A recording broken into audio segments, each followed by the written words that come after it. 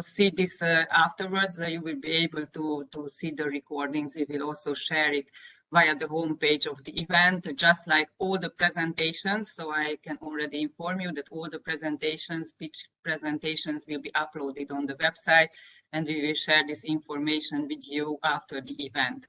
Then let's start with the real part, so with the content part, and I've already seen we already have our first presenter with us, and he is the Dr. Marko Grobelnik from the Institute of Josef Stepan, and he will speak about a very hot topic, so about the ethical aspects of AI. I immediately give you the floor, Dr. Grobelnik, and I don't know if you will try to share your slides, or shall we?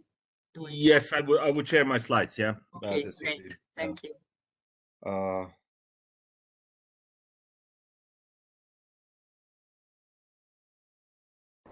Okay, thanks. I hope you see my slides. But it's still not in presenter mode. Yeah. Okay. Now it should be fine, right? Yes, it's great. Yes. Yeah. Okay. Okay, I have 10 minutes, right? So just so to repeat this. Okay, so quickly, I'll make a quick overview of this AI regulation in respect to ethics and other important aspects which are today relevant for dealing policy making on AI, right? Okay. Maybe first definition of AI. This is pretty hot topic, very disputable. Many either lawyers or scientists, engineers have lots to say about what is AI at all, right? So maybe first, like as an icebreaker, right? What is not AI, right? So you see here a living being mimicking a machine, right? So AI is just the opposite, right? So where machine is mimicking a living being, right? So this is just to first to say what is not AI. But okay, to become serious, right?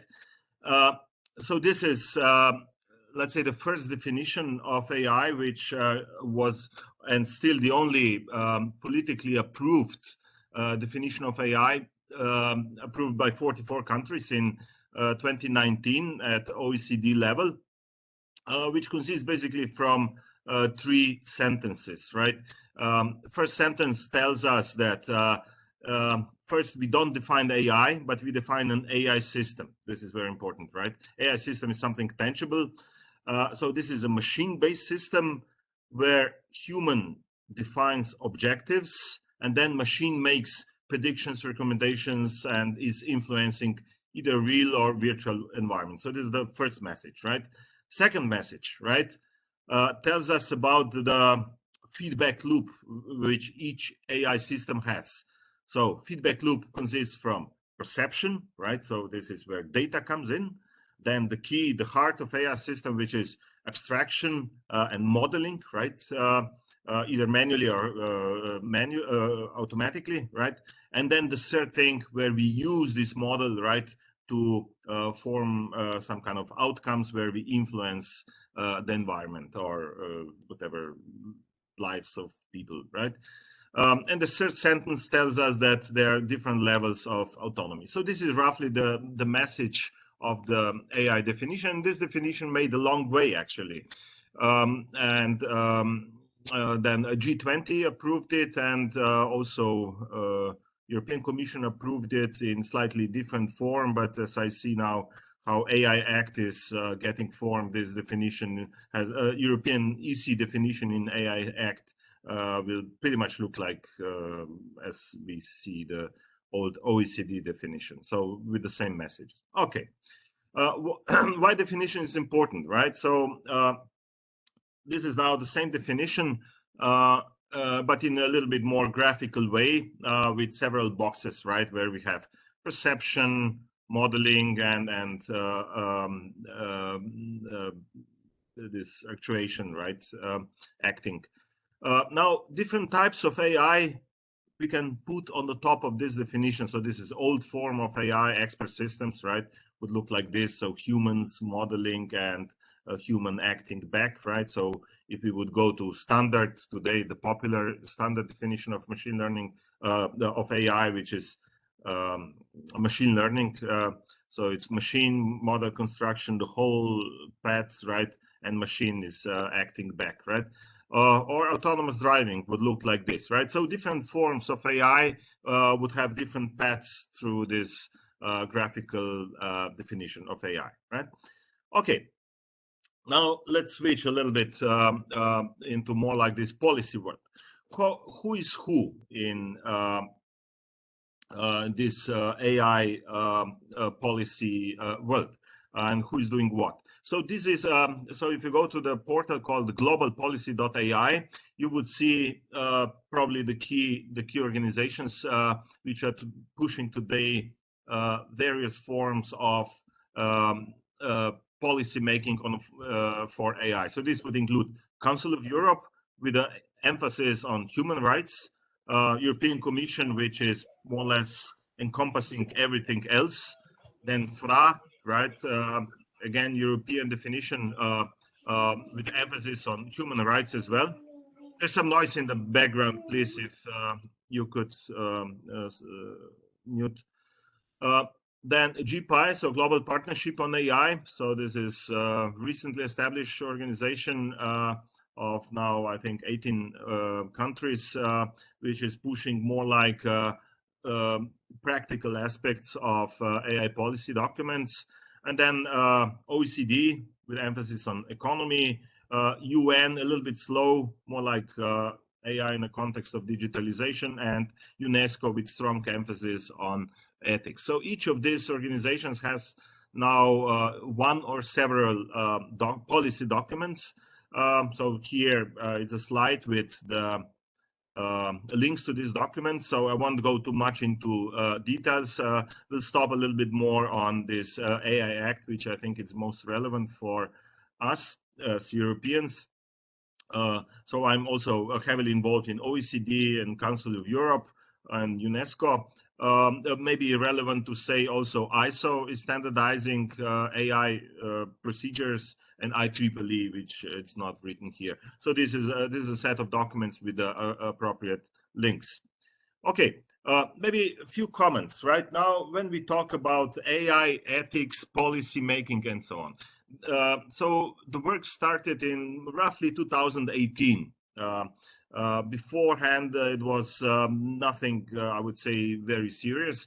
In 2018, OECD started, and then it continued with UNESCO, European Commission, and so on.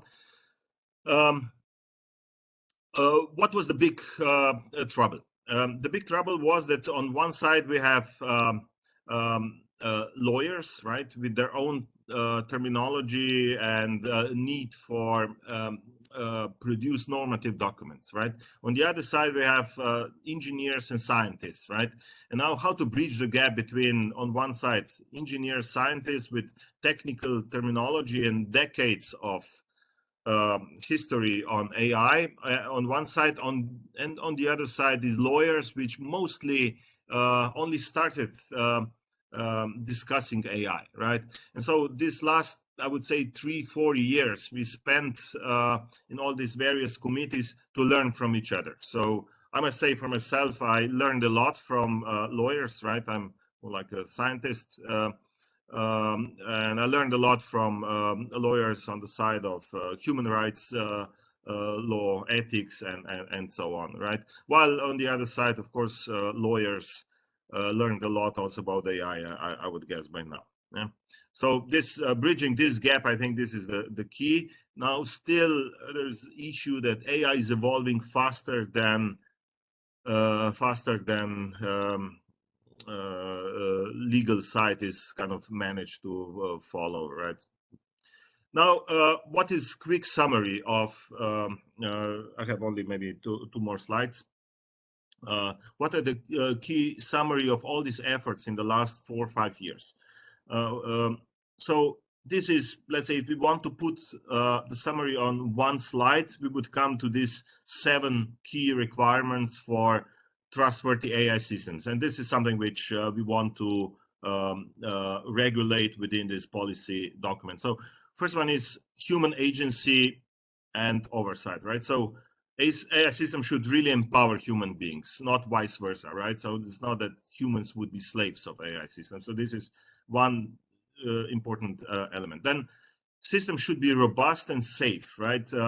AI systems, as we build them, they can often impress us how nice they are and so on, but this doesn't mean they are really robust and safe and so on. So this is a key need for robustness, so that we know what to expect from AI systems. Then privacy and data governance. So data is oil for AI systems, right? And now respecting this privacy and data protection is key. If we fail here, then we fail down the whole line of AI system. Transparency, there's a lot of discussion about transparency. So AI systems should they be kind of understandable to humans? Should they be able to explain their own decisions or not, right? So there are sites where this is necessary, right? And there are scenarios where maybe this is not that critical. So, but maybe the most important element is that humans should be, at least in the future, should be aware that they are interacting with an AI system. At the moment, this is not the case. Each day, any of you and me, right? So we are communicating with many AI systems, not that we would be even aware of this, right? So so in the future, this probably will have to get resolved. Then diversity, non-discrimination, fairness. So unfair bias must be avoided. So this would be either racial bias, gender bias, age bias, and so on. There are so many biases you cannot imagine, right? But so some are important, some are less, right? So that's why, let's say, we could call unfair bias that part of biases which we want to kind of get rid of. It's not always easy, right? There's no system which would be totally unbiased, but we can always unbias system to the level that it gets useful. Then societal environment well-being. So this is we need to take care for future generations. And as the last one, accountability. So there should be proper structure of responsibility when using AI systems, right, and their outcomes. So this is also, I think, fairly complex legal question, not totally resolved yet. Now, if we go back to this definition of AI, which we saw before, right? So there's the graphical version. You see now these different principles, which I had on the previous slide, how different parts like human-centered values, accountability, risk management, transparency, and so how they stem from different parts of this AI definition. I won't go too much into details, but this just to show you how the definition comes into an action, right? And in connection with these principles. And the same with biases, right? So we have different biases, and different parts of this AI definition have carries different biases. So this would be bias related to data. This is bias coming out of the AI algorithms like neural networks and so on. But even if we have zero perception bias, zero technical bias, we can still have activation bias, right? How to use them, the models, right? So this would be like a quick summary. And this is really the last slide. So what's the result, or what's the current state of let's say philosophy when regulating AI? So especially in relation to EC, but also Council of Europe and OECD are adopting the same principle. So all these organizations are adopting so-called risk-based approach, risk as the main philosophy, right, to form this AI regulation. This approach is, I would say, pragmatic and also very practical and implementable, right? Other approaches would have more troubles. And the key element is here we have the pyramids, right, of 4 types of risks: unacceptable risk, high risk, limited risk, and minimal risk. So in the future, I would expect that systems, AI systems, would be all classified, and applications, right, would be all classified into these 4 different classes of risk. For instance, unacceptable risk would be social scoring. Facial recognition probably it will be somewhere between unacceptable and high risk, somewhere there. Manipulation, right? So AI tools can be used to manipulate not just individuals, but also the complete social groups or nations, right? So this would be forbidden. Then we have high-risk systems where we can make a lot of harm, but they are needed, like transportation, right? Safety, security, border control, justice, and so on. Right? And then limited risk would be more like chatbots or emotion recognition, things which are not that critical, but still relevant, right? Minimal risk would be more like video games and so on, which are also using AI technology. So big discussion now is what belongs to the upper side of this technology. And now the recent versions of AI Act, so from like a week or 2 ago, they are defining this upper level of this pyramid pretty accurately, with lots of criteria and many more application scenarios. And so this is something what we can expect as a result this year, sometime this year, I think. So just in summary, right? So AI policy and regulatory efforts started in 2018. By now, they matured a lot. And this year, we can expect AI Act, which likely will be the most important, globally, most important AI document, because it will be legally binding, the first legally binding document. And many other nations, including US, China, and others, right, are looking at EC, what will be the outcome of this exercise. With this, I'm concluding. Thanks very much. Thank you so much. I think we had a really, at the same time, pragmatic and theoretical keynote presentation. And I'm really certain that these principles also have to be taken into consideration when applying. So I think it's very useful for all the possible applicants listening to our info day today. So thank you once again. And then I immediately give the floor to our second keynote speaker from the European Commission.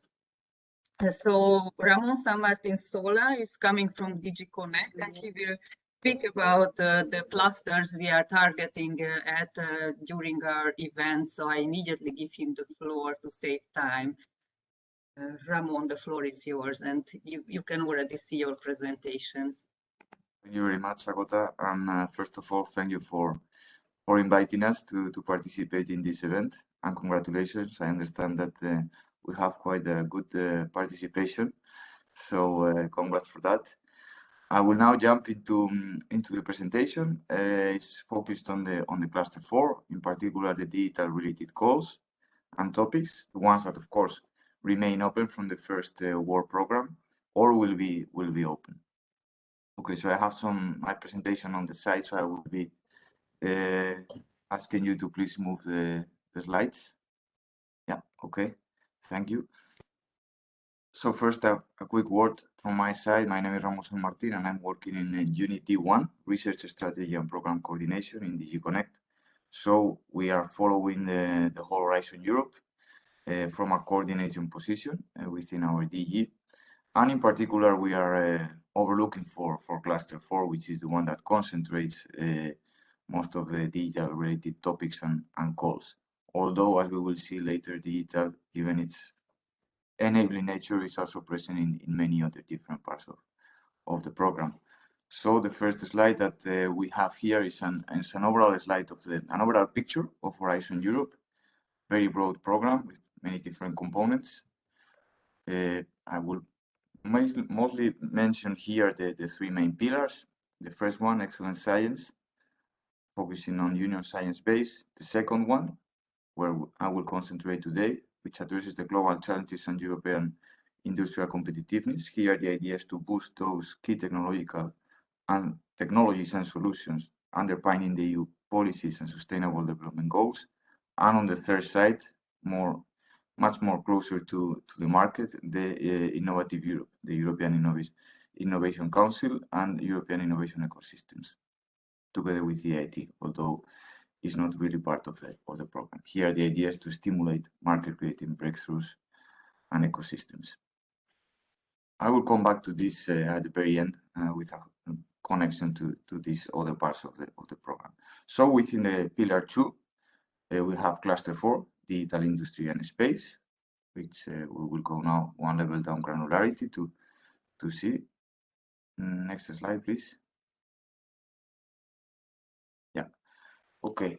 So here I will start from the higher level, mentioning the key strategic plan, which is a novelty in Horizon Europe, and it says the strategic orientations for the research and innovation efforts. So it puts the overall framework, what are the key strategic orientations, what are the key expected impacts, and from then we will go down into the different destinations that we have and the different topics. So that this is a little bit how it cascades.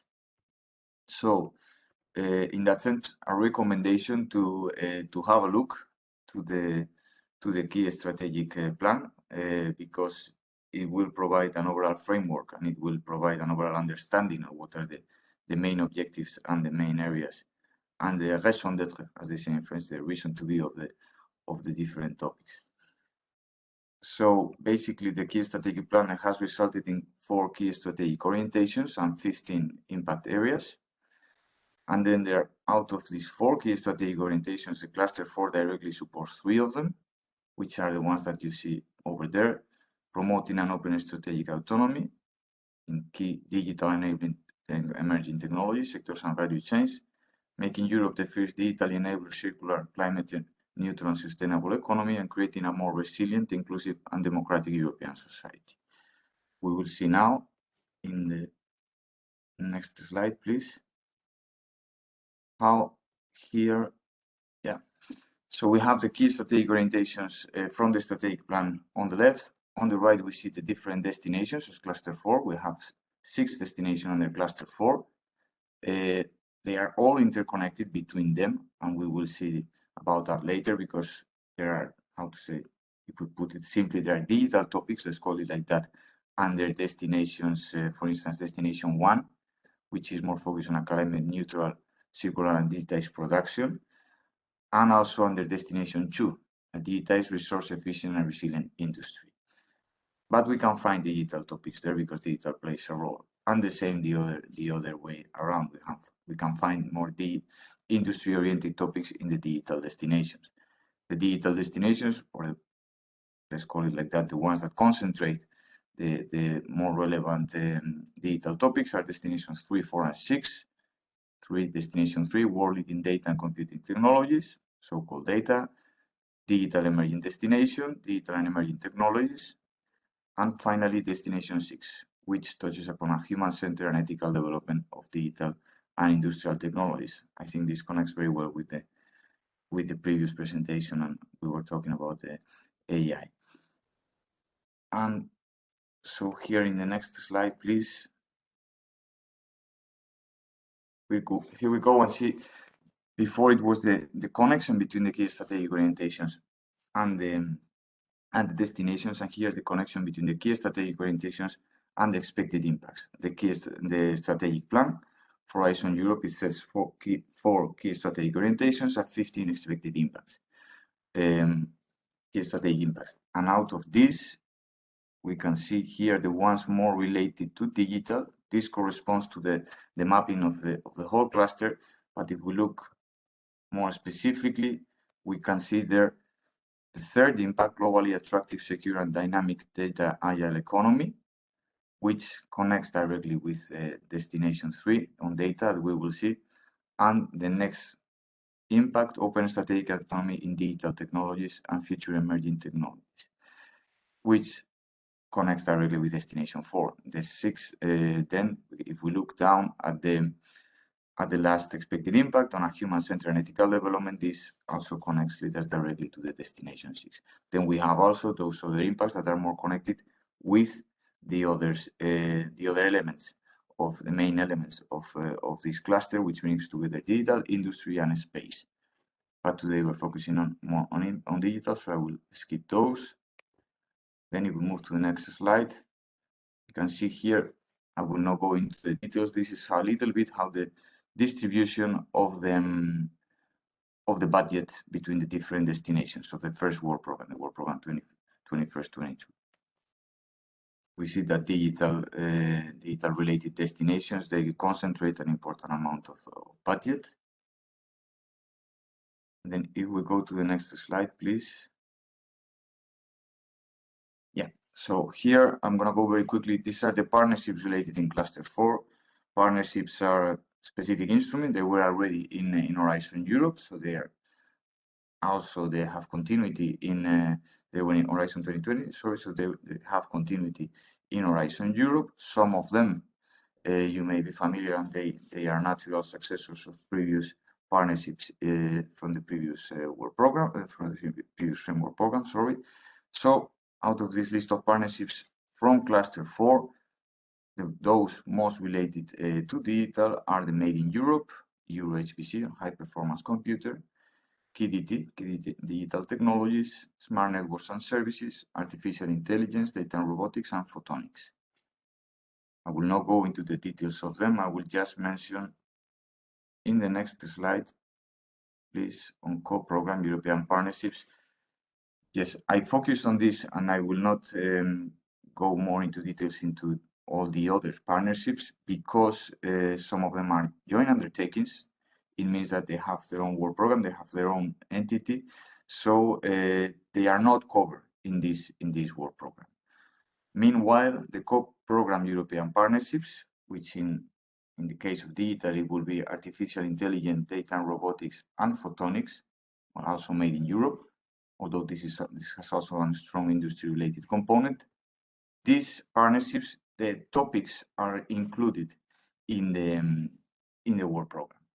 So here, just to mention that you will see some of the topics. There is a pilot for a 60% funding rate for some innovation actions, not for all of them. And indeed, that the actions and contributions, they have to be agreed in the annual work program of the partnerships. You will see that those topics which are contributing to the partnerships, there is a sentence spelling this out in the work program at the end of the topic. So recommendation here will be, if you see that you are interested in a topic contributing to one of these partnerships, to go and try to get further information about the partnership. It may be of help on top of what, of course, and is the basis is what is included in the work program. So next slide, please. Yeah, this I will go very quickly. I started mentioning highlighting the connection between the overarching policy goals and the granular goals and further topics contributing to those. So in terms of digital, we should certainly make a connection, a reference to the digital decade communication, which sets concrete digital targets for the Union to achieve by the end of the decade. And then it has been followed up by a policy program, a path to the digital decade. So these are policy documents, relevant key strategic policy documents in the area that are also a useful background and will provide a good understanding of the underlying driving motives for the topics at a strategic level. Of course, then when we go into the topics, we see a more specific rationale and also other key sectorial policy initiatives. But this is an important overarching one, and just to mention the four main points that these four goals that the EU will achieve by the next 2030, which is a digitally skilled population and highly skilled digital professionals, secure and sustainable digital infrastructures, digital transformation of business, and digitization of public services. So it touches upon skills, the population, specifically of digital professionals, infrastructures, business, and also the public services.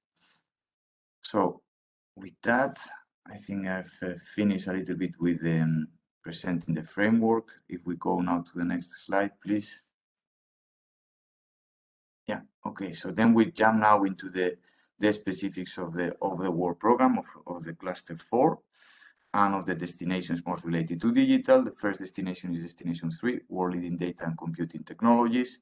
Then within this destination, we identify 3 sections, key intervention areas, which are data sharing in the common European spaces.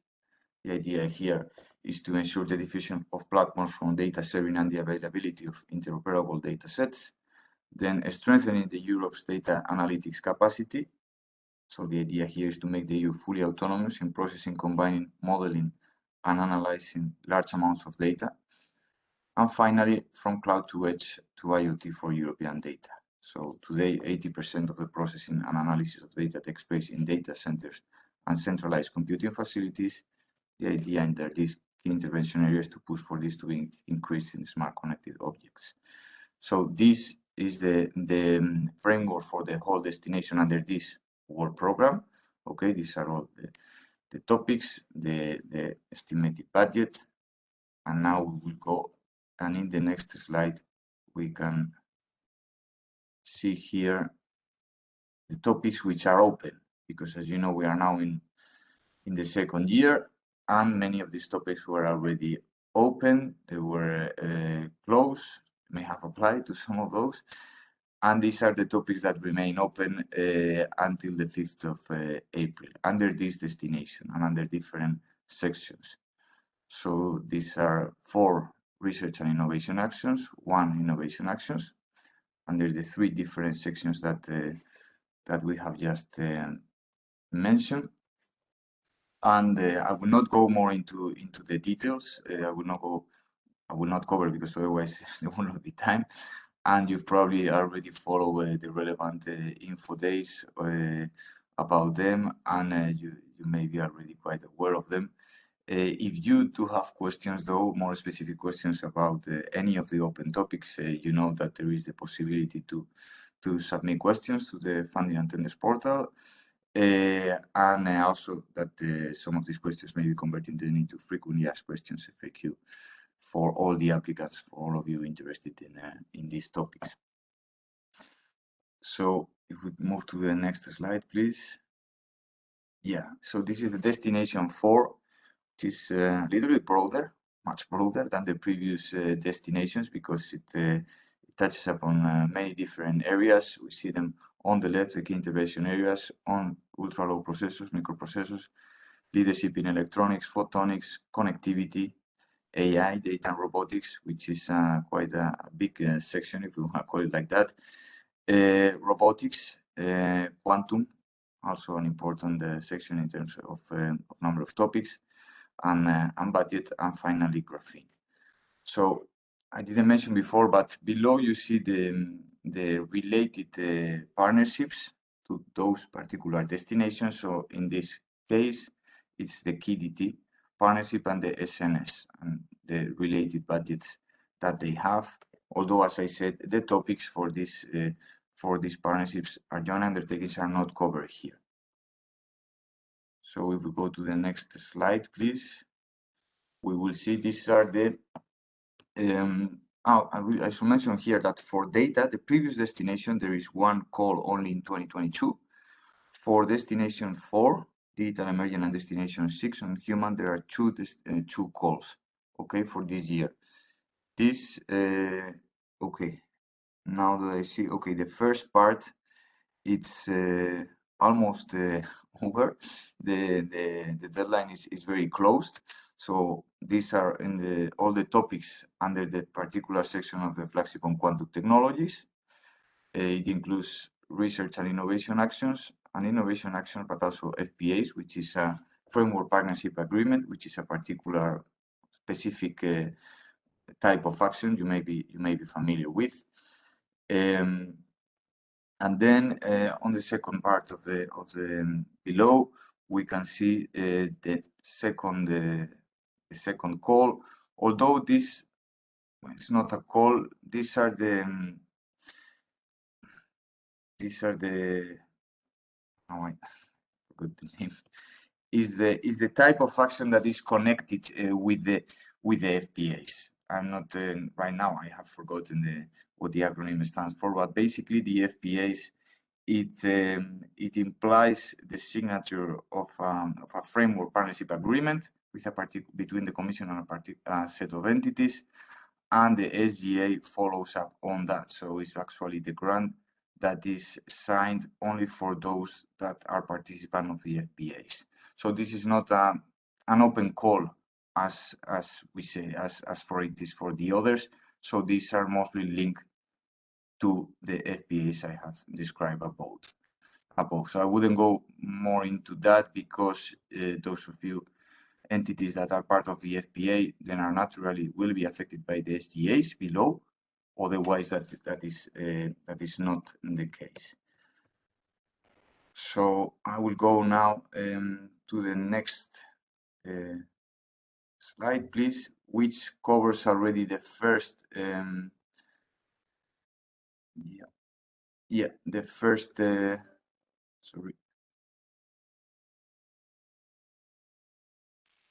Yeah, actually, what I forgot the previous call about the flagship on quantum technologies is from 2021. It's just that it's closing now, but it's from the previous year. But we capture it here because it's open still. So for 2022 under destination 4, we have there are already open several topics under different key intervention areas. Mostly one from each one of them.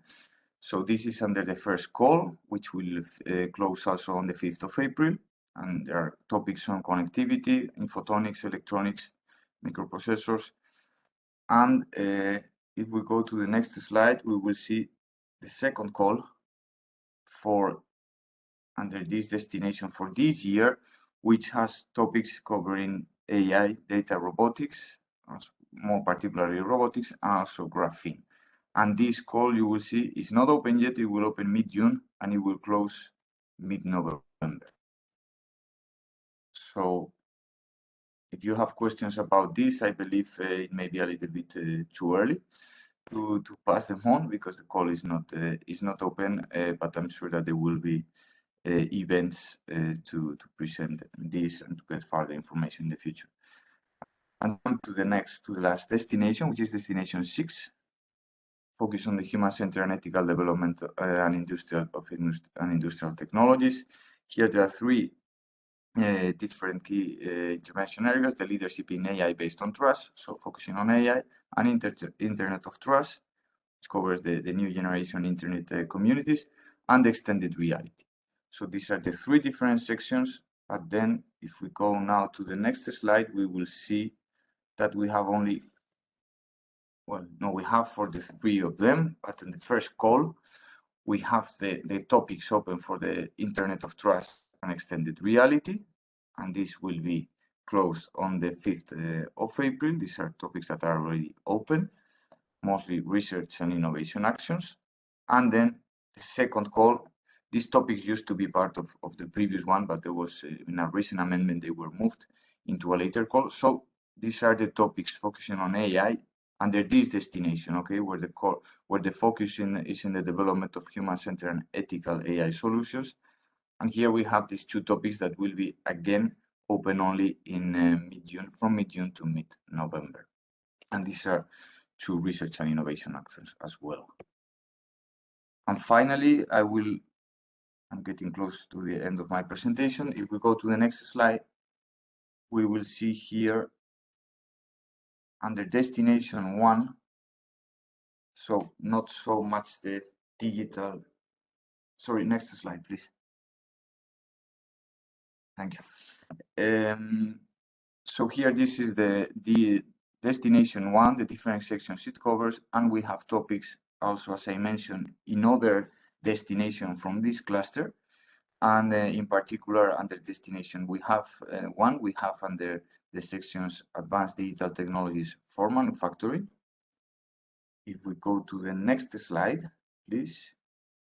we will see these 4 topics, which are currently open for submission under Destination 1, and where digital technologies play an important component. So we have topics under advanced digital technologies for manufacturing, improving the resilience and preparedness of your business, especially for SMEs and startups. This is a CSA on standardization in digital technologies. And finally, a topic under the section on improving the resilience and preparedness of your business, SMEs and startups. That one is repeated.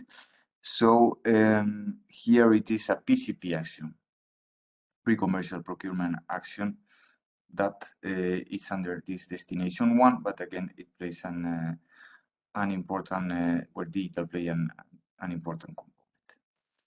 This is, you probably know, the PCP are particular actions, and they are quite specific. So if you are interested, I would recommend to investigate and research a little bit. They are actions that they are perfectly fine. It's not that it's more difficult to get them, but they can be a little bit more cumbersome in terms of preparation. And so I would require to get a closer look. They are a little bit away from the usual research and innovation actions, or innovation actions that you may be more familiar with. And finally, on the last slide, here I would like to make a next slide, please. Yeah, thank you. Here, yes, I would like to make a highlight on the funding and tenders portal. I'm pretty sure that you all know very well this website, but a novelty that we have just implemented, which is there are different filters, as you know, under the funding and tenders portal, that helps you to go through the different components of Horizon Europe. We started with pointing the quite big landscape and the size of the framework program.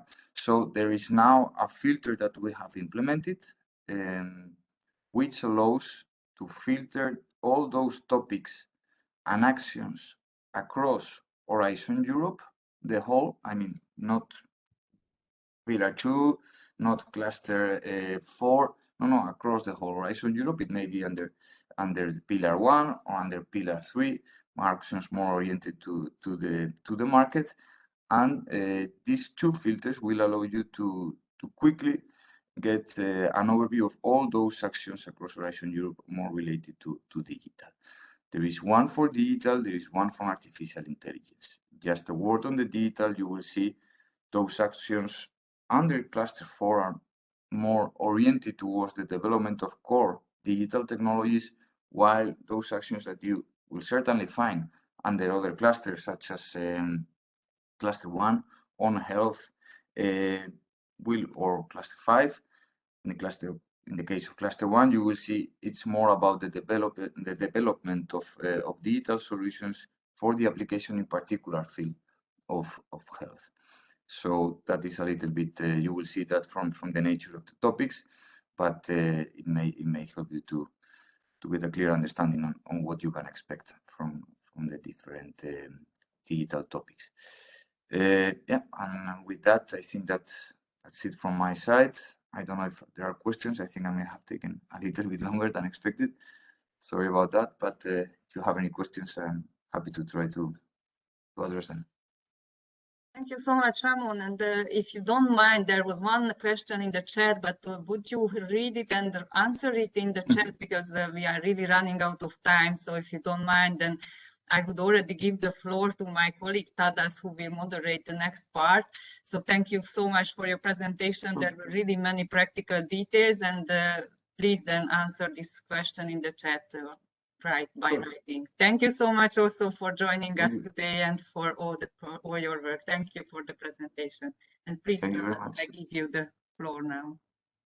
Thank you, Agata. So now let's move on to our last but not least speaker of today's agenda. So it's Thomas Hahn, representing BDBA, or should I say DAIRO. but I guess Thomas will tell us all about, and he will speak about AI, data, and robotics partnership. So Thomas, the floor is yours. Yeah, many thanks, and I hope you can hear me and can see my slides. Okay, I see your signals. That's great.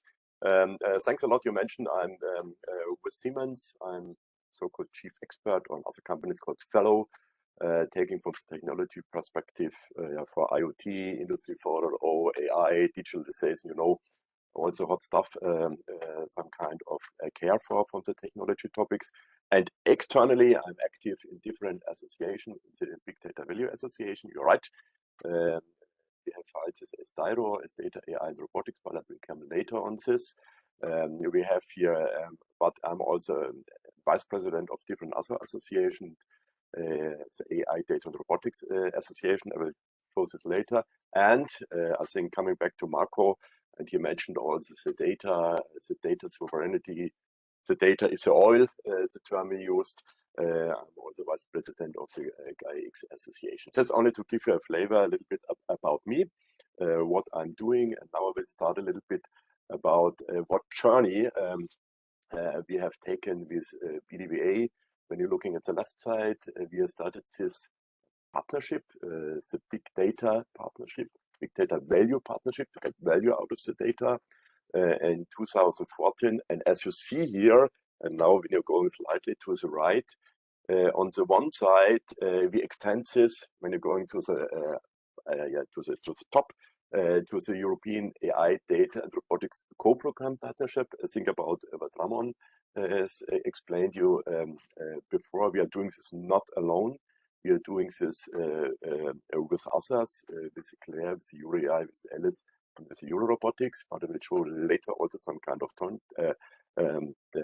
topics about this. And on the other side, when you're going just to the bottom of the slide, you know, there was a joint undertaking. Ramon mentioned this regarding Euro HPC, because we have somewhere you have to store or to calculate the data.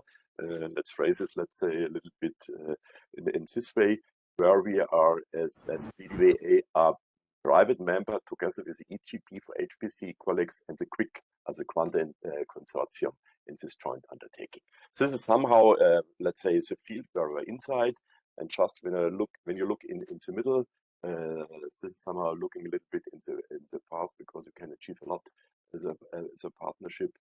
Because as you see here, we have a lot of projects which we are running or still running. We have significantly improved, let's say, the mobilization of private investment. This was a leverage factor, I think, above 5.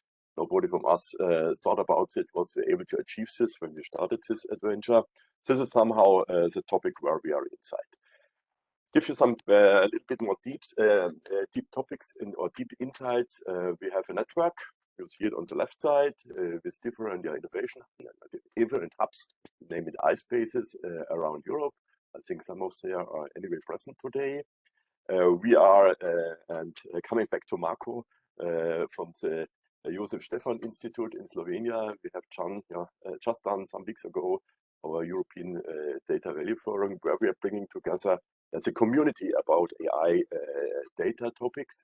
And coming back to the calls, I think Ramon mentioned some of this. He mentioned also the European data spaces we have done in brokering event with some partners it was short before Christmas, December 16, where for the CSA calls Europe with respect to European data spaces, we organized some kind of call. This is, let's say, what we're doing from the outside, but allow me to have 2 words about what Marco said. We, with our community, are in the consulting of the AI Act.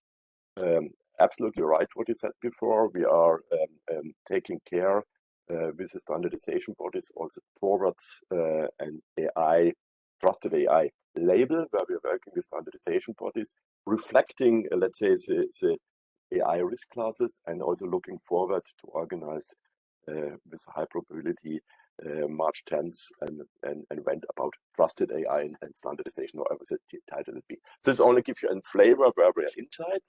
And last but not least, but I make this very quick because Marco has anyway done some kind of overview about AI and what AI is meaning. You see is from the perception side, the sensors, from the cognition where you calculate with reinforcement learning or other methods to achieve something, decision, and to have the interaction with the human based on the data and knowledge. We have the actual data or also the knowledge which you have of the processes, and with the AI algorithm to create impact, let's say in a trusted way. And here you see, for example, also the robotic stuff. That's the reason why AI, data, and robotics, also now I'm speaking a little bit from an industry perspective, somehow we have to closely work together with. When you're looking at the landscape, this is on the left side, which we have as initiative or areas for digital or data-related initiative in Europe. These are some examples. I know that the IoT people, the EXO people, the security, we have also to mention, but you will then get a little bit relatively overloaded slide. You see here how this can fit together in some kind of stack, which you see on the left side. So y-axis from the calculation storage, like I mentioned before, from the infrastructure, sovereign, secure, that you are control of the data. This is all what this guy X is addressing. With the data spaces, where we are together, with the data value, and to create impact in the different verticals. This is only to give a feeling how this look like. And here exactly is on the one side, we set it up a Data Space Business Alliance Incorporation, to get the data infrastructure secure, trusted, interoperable, that you are in control of your data, that you create appropriate data spaces where, for example, the brokering event, which I just mentioned before, is included inside or triggered or organized by. It was a real big brokering event. And then the other side is exactly where the AI data robotic partnerships is fitting in, where we have, like mentioned in my first or second slide, where the Eurobotics, the LS, the CLAIRE, the EURI, the BDVA are joining their forces, staying independent because everybody has his own flavor, but really combining and to creating impact together as associations. So this is somehow where the AI data and robotics, a co-program partnership to be precise, is looking inside, placed inside. And as you know, and this explained Ramon very well before, you have on the one side the calls, the commission, the public side, which you see on the left side. Then you have on the right side the private, you see here in the bottom, the private association. And you have signed some kind of co-program partnership, which you have in the middle, the co-program public-private partnership, to bringing together, and when you look at the bottom, the partners to use the Horizon Europe programs to share something together, to provide also feedback to the work programs, which we just have done in the last days. And as a meaning really to combine, to act in an ecosystem, to bring the different stakeholders to create impact together. And here's exactly, but the numbers Ramon mentioned much better in the previous slide before, what is for the AI data and robotics is necessary, what we are achieving, where we're providing indeed, where we're mobilizing our communities, think about what we can mobilize as a private investment, like I shown before with the previous AI, the big data value, PPP, but only to give you a feeling where we are. What is the content? It's clearly we want to go ahead with AI data and robotics for existing businesses to improve processes. Sustainability is what I think mentioned before, but also for new business opportunities. Establish and leadership, and to be honest, and European leadership, and to be honest, when you're looking in this topic, and I mentioned before that you have on the one side from the sensors to the actors, but you have the actual data, but you have also knowledge about the processes which are making us not unique, but we have a good starting position. But of course, we have to strengthen our strengths and to look in new business opportunities. And this is exactly the bottom line which I have. And how we are doing this, and this is really a quick snapshot in our 3-layer document. You see it on the right side. Everything is public on the net. We first of all look at the left side. We establish some kind of AI data robotics framework. Not only the technology which is in the button, also what are the ecosystem enablers, and what are the respective European values to have it on the top. It is on the left side of this screen, but on the right side, we named it as investment areas. However, the working groups, where we're setting up the working groups from the association, which you see at the bottom, where we are looking about how we can mobilize the communities, how we can train skill acceptance, especially in the AI topic. You have to look to acceptance. What is the innovation? What is the standardization? I think Marco mentioned this before, and for sure also what is let's say the promoting for the research topic. So that's, let's say, not to use too much time out of this, and very quick overview where we are inside, what are the topics, which communities inside, where we have also to establish an open network and incorporating this to create impact following or based on the values which we have here. Thanks a lot. Thank you, Thomas. Thank you for this very interesting presentation. I'm just looking at the chat right now if we have some last questions to our speakers. Otherwise, if not, we are already a little bit behind our schedule, and we just basically should be already on the break. But let's see, I would suggest at least having 5 minutes break, and then we resume with a pitch session. So if everyone is in agreement, I will just do the 5-minute breaks, and then we are coming back after that. And every question you can send an email, we will answer this. You can get my email address. Thanks a lot. Have a nice day and a successful event further. Thanks, bye. Thank you, Thomas. And now we are out for the 5 minutes break.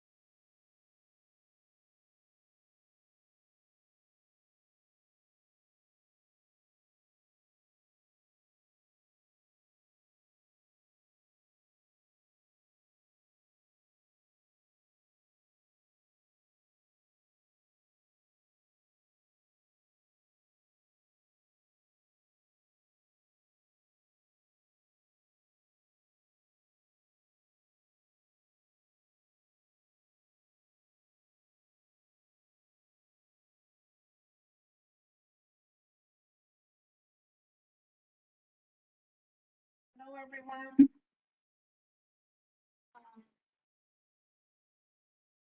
We will wait just 1 more minute for everybody to join. It would be nice if you can switch on your cameras for the ones who will be presenting, so we can have an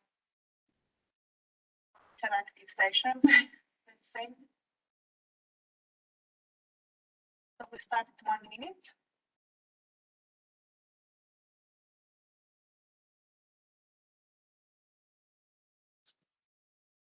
Just checking, Aliki, can you hear me?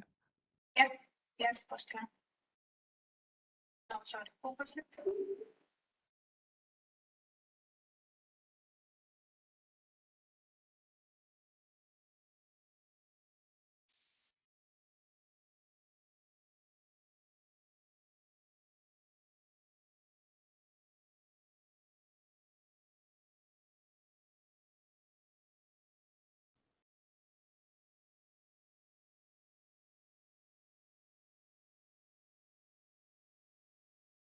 I think we can start. Hello everyone. Welcome back to the first part of the pitching session. My name is Aliki Varela, and I will be moderating this session that focuses on Destination 4, digital and emerging technologies for competitiveness and fit for Green Deal. We look forward to hearing your perspectives on different ideas that we presented today, and we also encourage to raise questions on the information presented by our speakers today. We kindly ask you to keep the time limit for maximum 4 minutes. I will basically have to be a bit strict on that, so excuse me in advance for it. So we can also have some time for immediate reactions from the audience, if any. So without any further delay, I will give the floor to our first speaker to present today. And again, I have to apologize for the pronunciation of the names. Sarūnas Velykas from Lithuania. Yes, you are. It's yours. Thank you. Okay, thank you. So, hello, glad to be a part of this meaningful discussion. And I hope that I will present some ideas which you didn't know before. Next slide, please. According to my practical experience, I assume you don't know that the logistics sector is lacking in digitalization. Often, general public thinks about big corporations like DHL and Maersk. However, the majority of the market is SMEs. Even, for example, in UK, 98% of logistics sector in the whole is SMEs. And it's maybe you can say it's not bad news, but roughly 90% of orders for transportation are booked by email and calls across Europe. So there is no efficient way now to manage supply chain.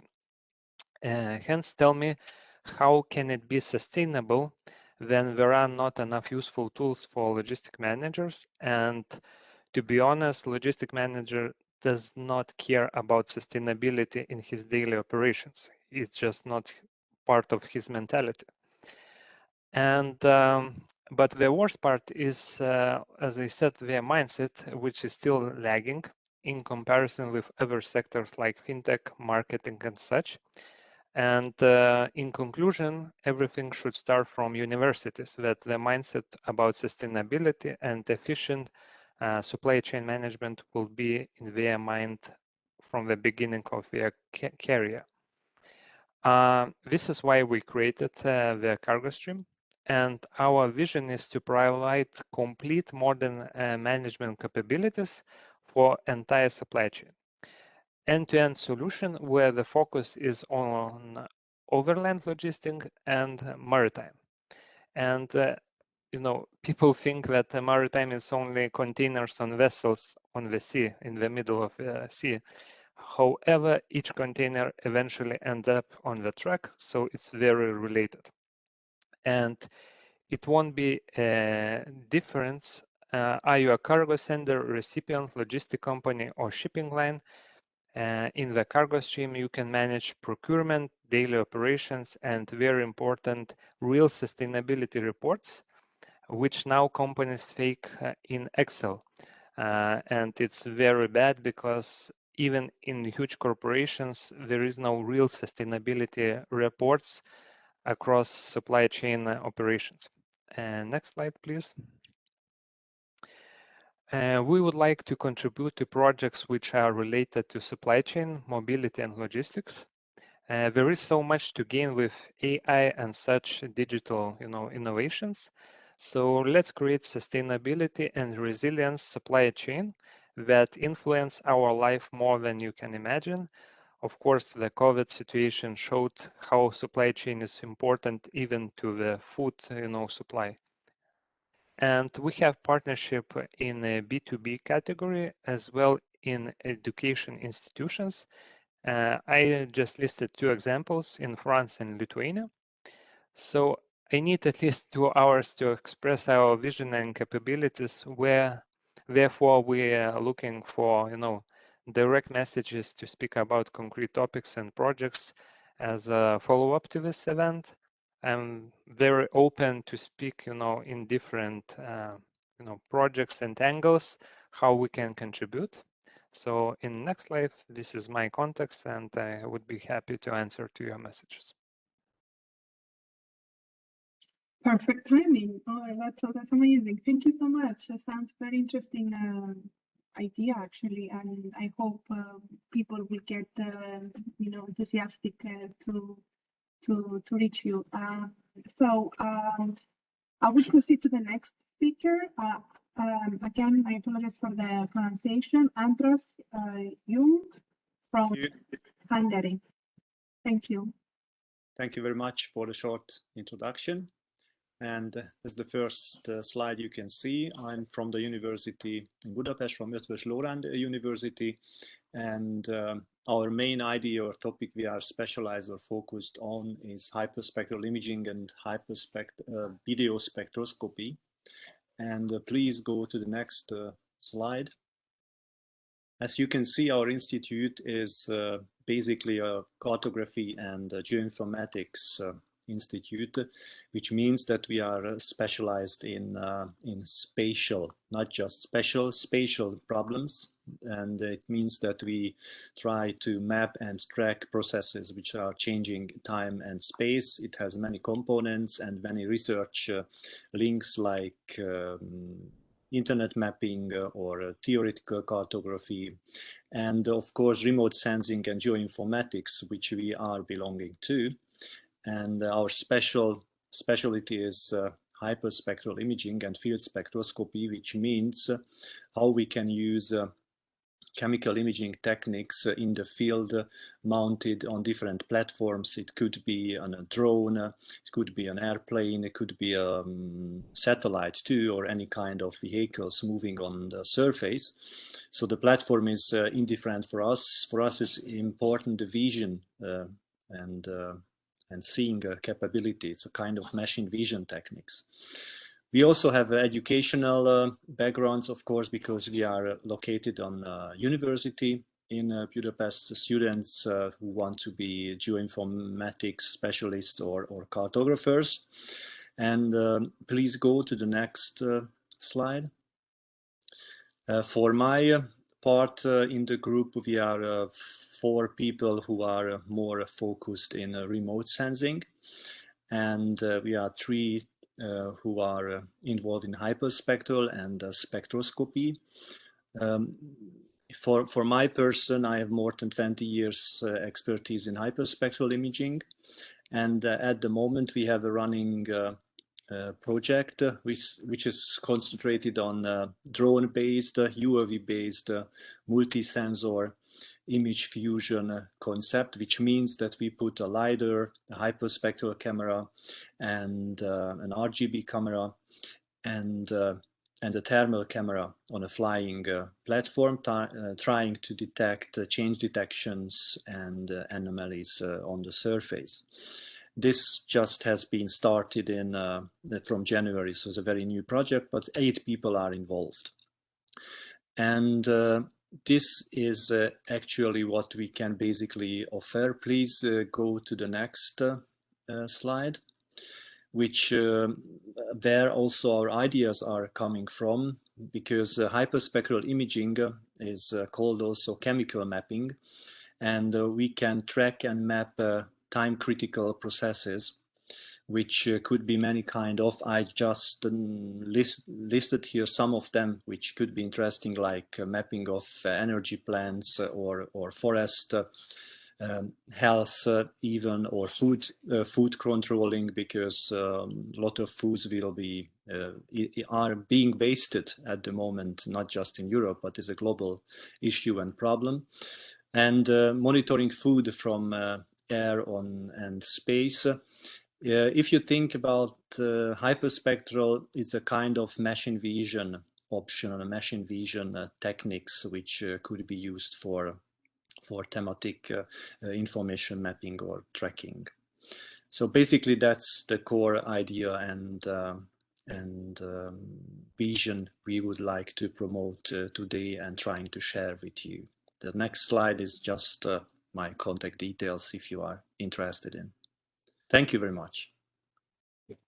Thank you, and just a very intriguing presentation of topic and idea, I must say. Thank you so much for keeping the time limit. We will go now to the next speaker from Hungary as well, Anatoly Petrenko.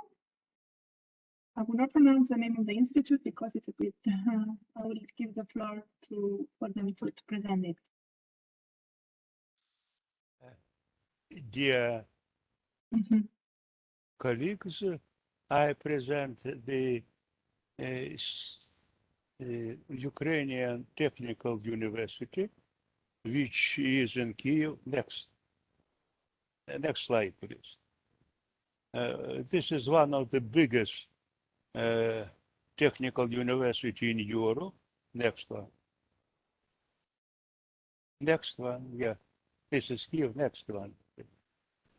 Next slide, please. We have 36,000 students and more than 2,000 professors. Next one.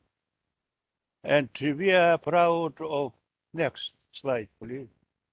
Our history, you know, Igor Sikorsky was our student. He built his first plant in our campus. Sergei Korolev, space man, very known, was a student here. Mendeleev was our professor, and so on. Next one. Next one. And I present the Institute of Applied System Analysis. This is a topic of our research. You can see that it covers most modern branches of the computer science. Next, please. Next, please. Certainly, we have experience in using these techniques, especially service-oriented architecture, and this is different our publication. Next one. Next one. This is our previous experience in the project. Next one. Next one. This is what we are proposed for the project Advanced Multi-Sensing System. It approaches to make modern body sensor system with some standardization and provide reliability for them because service-oriented architecture allowed to build it from the separate services, and we can and propose the techniques where all difficulties for the building particular application is enclosed for the customer, and he can build his application just as a puzzle, which you know very well. So certainly here we will use ontology and semantics first for description of these services and for the discovery them in the repositories. Next one. Next one. We propose to use the IT not only for the diagnostic procedure, but for compensation the some shortcoming of the simple portable body sensor, which usually use. We have our own mechanism for distribution calculation between cloud and fog network, so especially for big medical data it's important, and some mechanism how to do in the case of the network connection loss. We have some prototypes of this system, which used in some our medical establishments. And next one. This is my coordination. Thank you very much. Sorry, I was trying to unmute myself. Well, thank you so much, Mr. Anatoly, for presenting and for keeping the time limit. So we will now proceed to the next speaker, Paweł Kasior from Poland. Hello. Hello. My name is Paweł Kasior, and I'm from the Institute of Plasma Physics and Laser Microfusion, Warsaw, Poland. And our area of the interest is application of artificial intelligence for chemical monitoring against contamination and counterfeit. So please go on to the next slide. So a few words about the IPPLM. So for a long time, we are involved in the area of research which is aimed on the preservation of the natural environment. However, it is slightly indirect because we are mostly working on this thermonuclear fusion, which is in the center of the diagram, and we apply many methods basically of plasma physics and diagnostics connected with them. But recently, we also started to operate with machine learning and artificial intelligence, which was basically concerned on the laser-induced breakdown spectroscopy, which I am working with. So to summarize this activity of the Institute, our main activity is this challenge for clean energy in terms of application of thermonuclear fusion. It is Eurofusion and ITER programs. However, we are also dealing with other stuff, and please go on to the next slide, which are not only involved about the energy, because energy is not everything, because as you can see, a harmony picture here, so please go on, 3 clicks. We have got also this contamination, pollution, please go on, yet 3 clicks, 1, 2, and yet 1.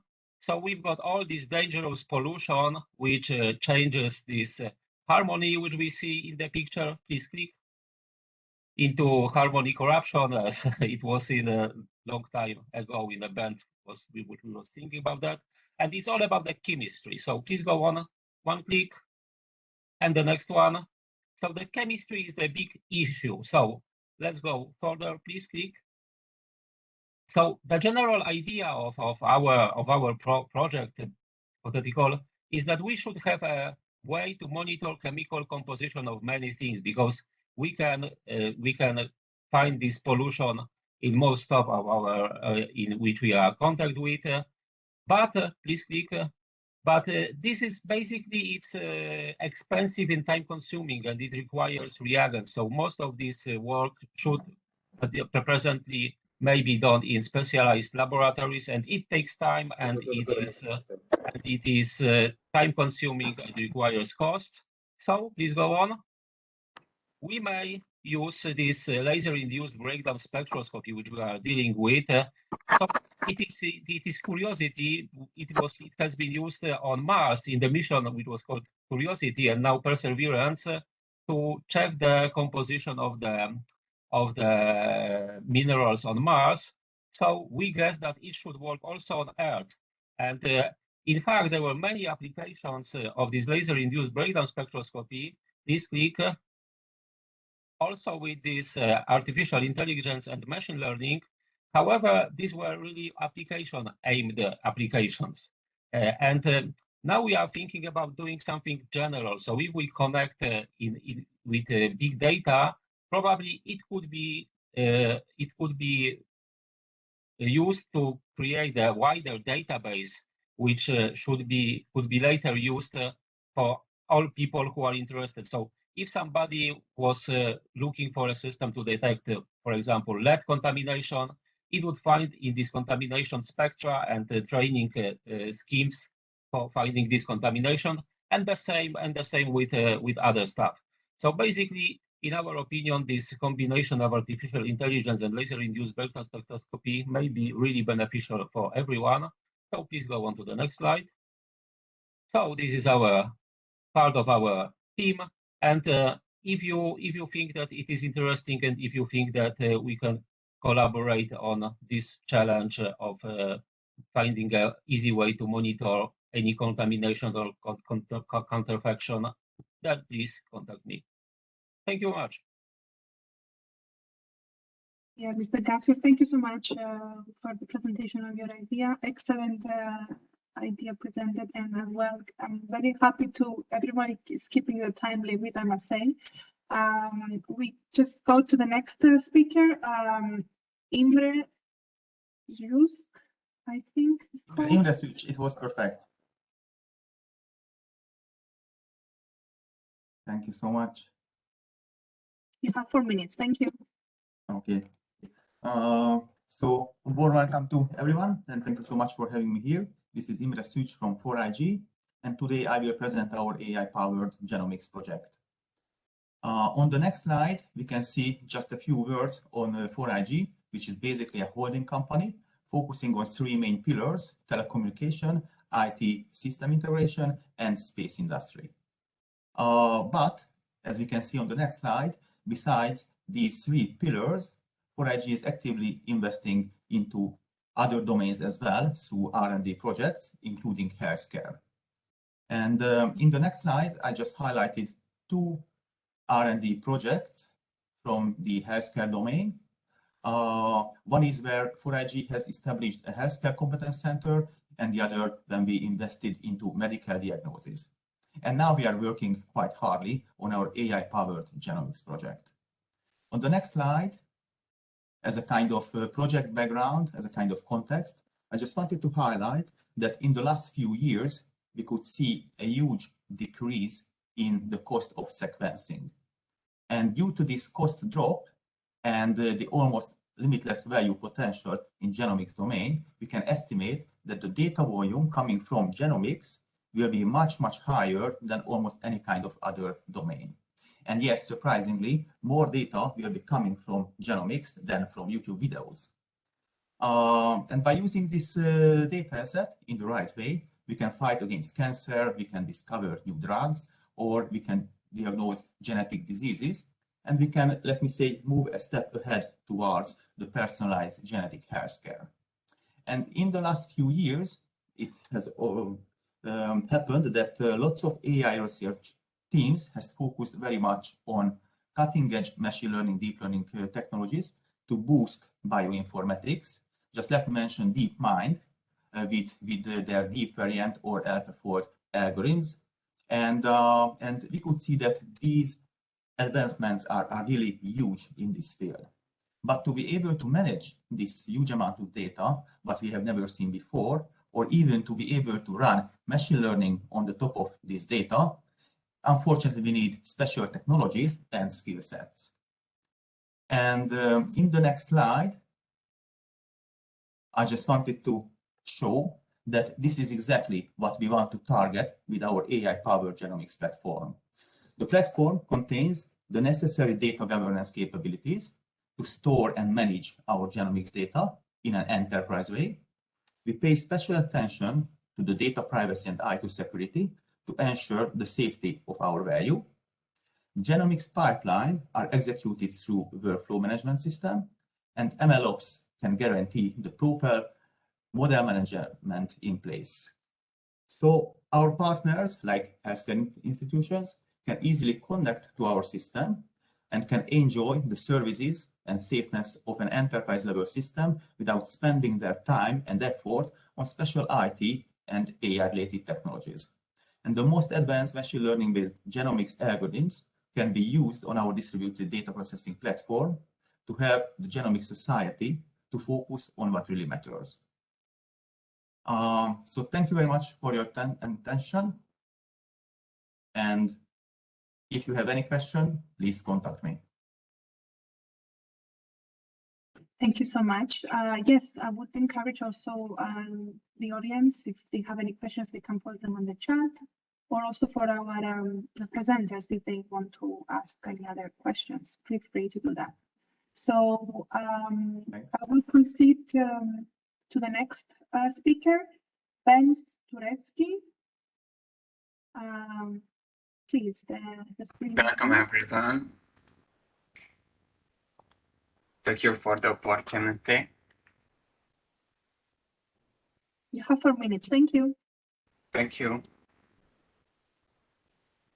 The presentation, should I, or can you please share it?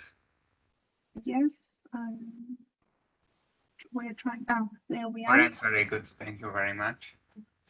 At Okuda University, we established this AI Blockchain Security Knowledge Center, and actually Katalin Szemes established it, and I was one of the founding members, and one of our primary goals is to find those benefits of these technologies that we can find only if we combine these technologies and use them together. We also call these benefits shadow benefits, because if we focus only on one or two of these technologies, we might not even see or be aware of the existence of the benefits. So that is why we can proceed to the next slide. We work on researching the various benefits that we can obtain if we interdisciplinarily research the cross benefits of these technologies, and we have various tools to achieve that. We have more than 7,000 students working on various fields of researches, and we have many, for example, robot prototypes that we can show to industrial partners, and as well as students can try their theories in practice on them, write example applications. We can proceed to the next slide, because we believe that what we can give to the world is the supply of trainees and the supply of brain power. And we believe that the brain power is what we can put to the level of practice. And if we proceed to the next slide, then this practice is what will make the metaverse that we are building truly valuable. Because the metaverse in itself, it looks very fancy, and we believe that the mentioned technologies will make it very famous as well. However, only together with the supply of brain power and students and education can this metaverse be truly practical to the industry, which makes this brain power useful to the society. And if we find partners, this is what we can give to these partners: trainees brainpower, and research partners. Thank you very much for your listening, and if you have any more questions, then you can contact us using these email addresses. Thank you so much, dear Bence, for presenting the University of Buda in Hungary and your expertise. So we now proceed to the next speaker. I believe it's from Latvia, Monte Palt, but I don't know, it's Maris Alexandros. Alexandros says hello, everyone from Riga, from Latvia. Thank you so much. Yes, thank you. Thank you for this opportunity to present our office and our expertise in this nice event. So, as I said, my name is Maris Alexandros. I am a technical director of the Electronic Communications Office of Latvia. So please, next slide. Our office is a technical regulation organization here in Latvia. So we are dealing with frequency spectrum management and also numbering issues here. So we are providing spectrum monitoring, spectrum planning, and also the equipment type approval things. So in our everyday life also we are dealing with 5G frequency planning, supervision, equipment compatibility solutions, and also bigger part of our life is also a jammer impact on our communication systems. So we are state-joint stock company. Our experience is already more than 30 years.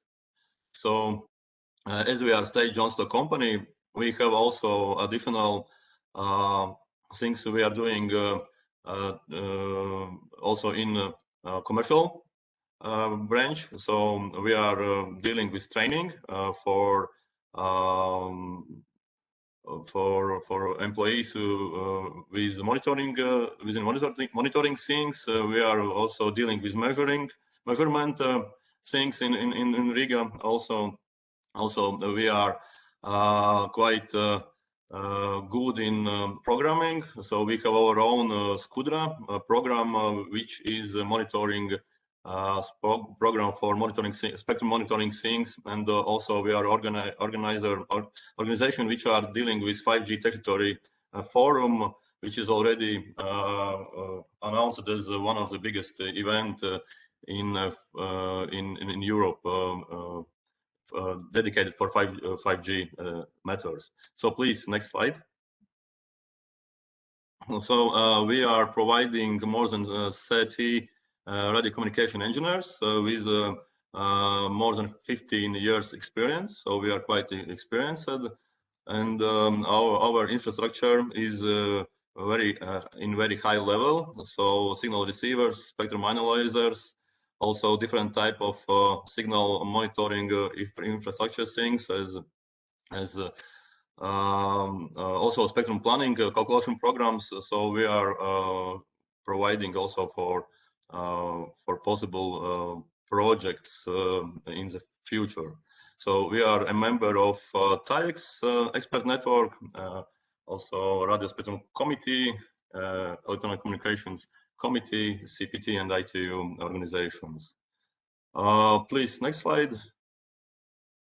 Yes, and we are interested to participate in project topics related to 5G infrastructure development, artificial intelligence and robotics, emerging enabling technologies, device standardizations, and also key digital technologies, including quantum technology. So please, we are available for you. So my telephone and email is on the next slide. So please call, and we will be available for you for your projects. Thank you very much. Yeah, Mr. Maris, thank you so much for presenting us your project idea and your expertise, of course. We'll now proceed to the next speaker, Marius Kvedaravičius. Almost. Thank you, Aliki.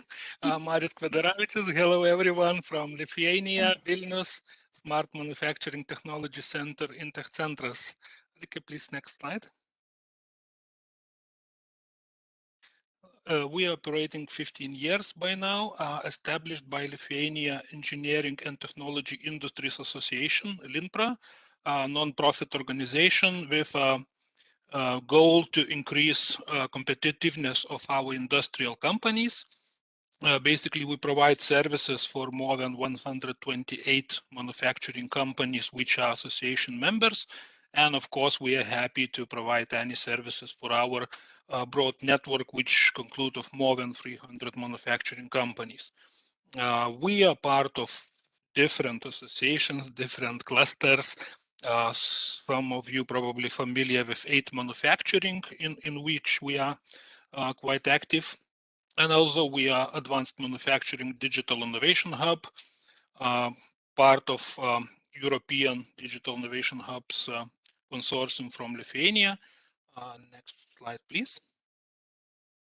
Our services basically consist of various activities, such as helping companies to find proper funding, proper projects, to be part of these projects, to help them in this. Of course, we do digital technologies and competencies audits. We organize different trainings, any kind of technological ones. We help to integrate, adopt, and be a part of consortiums in different technologies, which helps our companies in their digital journeys. Next slide, please. This is some of examples of the projects we are currently in. It's really various projects from Horizon to 8 Manufacturing. So one of the examples, last year we done predictive maintenance system for SMEs. We also started a startup, so it might be this kind of projects. Next slide, please.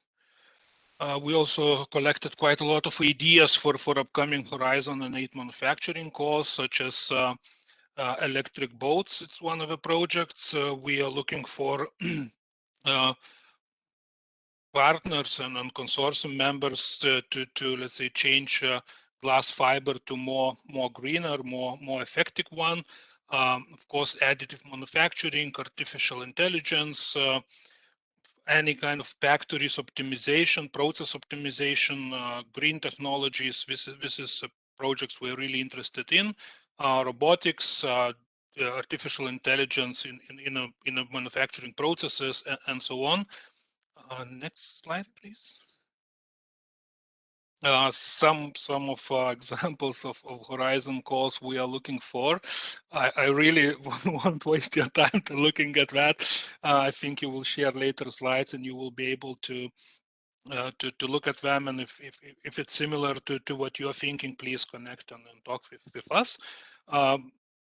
Probably more or less that's it. So if you need a test beds, if you need a good manufacturing companies to talk about and their ideas, we are really happy to share. We're really happy to participate in the projects and talk about further steps. And I think in the next slides you can find my contacts, and please call, please find me in LinkedIn, and let's share and let's talk and make some really good things in these areas. Thank you very much. Have a great day. Thank you so much, Mr. Marius. Yes, indeed, I will just repeat this, that we will share the presentations to all of you at the end of the event, and also you will find them on the event's website, which is on the chat, but no worries, you will all receive the information, the links, and everything else after the event. So to proceed to Mr. Francois Régis, I think I said it correctly this time, from France. Yes, hello. Thank you. Thank you so much. You have 4 minutes. Thank you. Okay, thank you. Next slide, please. And next slide, please. So I represent Tectera. So in the short terms, Tectera is a competitive innovation cluster dedicated to the French textile industry, and our ambition is to stimulate competitiveness through innovation and dissemination. We have more than 250 members on 2021 and focus on 500 million, more than almost 6 million euros invested in more than 200 projects. And we have a European and worldwide network. Next slide, please. In textile, it's very difficult because we have on this scheme, we can see several different processes in textile. So we have a lot of different skills and jobs. Next slide, please. And in textile context, there are specific skills that are no longer taught in school. High average age, and it's not so easy to include or involve workers with digitalization. They are not familiar with new technologies, and we have a wide range of economic models. Next slide, please. In some example of digitalization in textile are in conception with 3D and avatar technologies, production, how to produce shows in France with high performance and less labor in order to reduce the cost. Customer experience to show with the most real effect the products, because textile we need to show, to touch, etc. So it's not so easy to have, for example, a 3D representation for textile, and also when you develop a new product, to have a modelization that take in consideration all the characteristics of the textile. And with AI, we can have price prediction and trend detection. So those was some example on textile, but we have more and more possibilities. So next slide. So for the next big challenge for the digitalization in textiles is re-industrializing and relocating textile activities in France. But labor cost in France is very expensive, so we have a lot of tax. So we try to improve, to find solution to improve the performance, the industry performance with digitalization in order also to be more competitive and to keep and transmit our skills and knowledges. Tectera is not a pure player. We are more on link with the market. Next slide. Yes. And in order to try to help our members to involve and imply digitalization on their structures, we participate in 2 EDIH, which the first one is Mina Smart and the second one is Polytronics, and our focus also with AI technologies. Next slide, please. So for the textile, we are looking for some projects that can help our activities in all our jobs, skills, etc., in order to improve our performance, to keep and improve our skills and knowledges, and to be more competitive. Thank you for your attention. Merci, François, for the presentation. I just wanted to say that we have one last minute addition to the first part of the presentations today. Mr. Istvan Shatfoldi, I think is the name. I'm so sorry for the pronunciation. I'm sure it's not even close.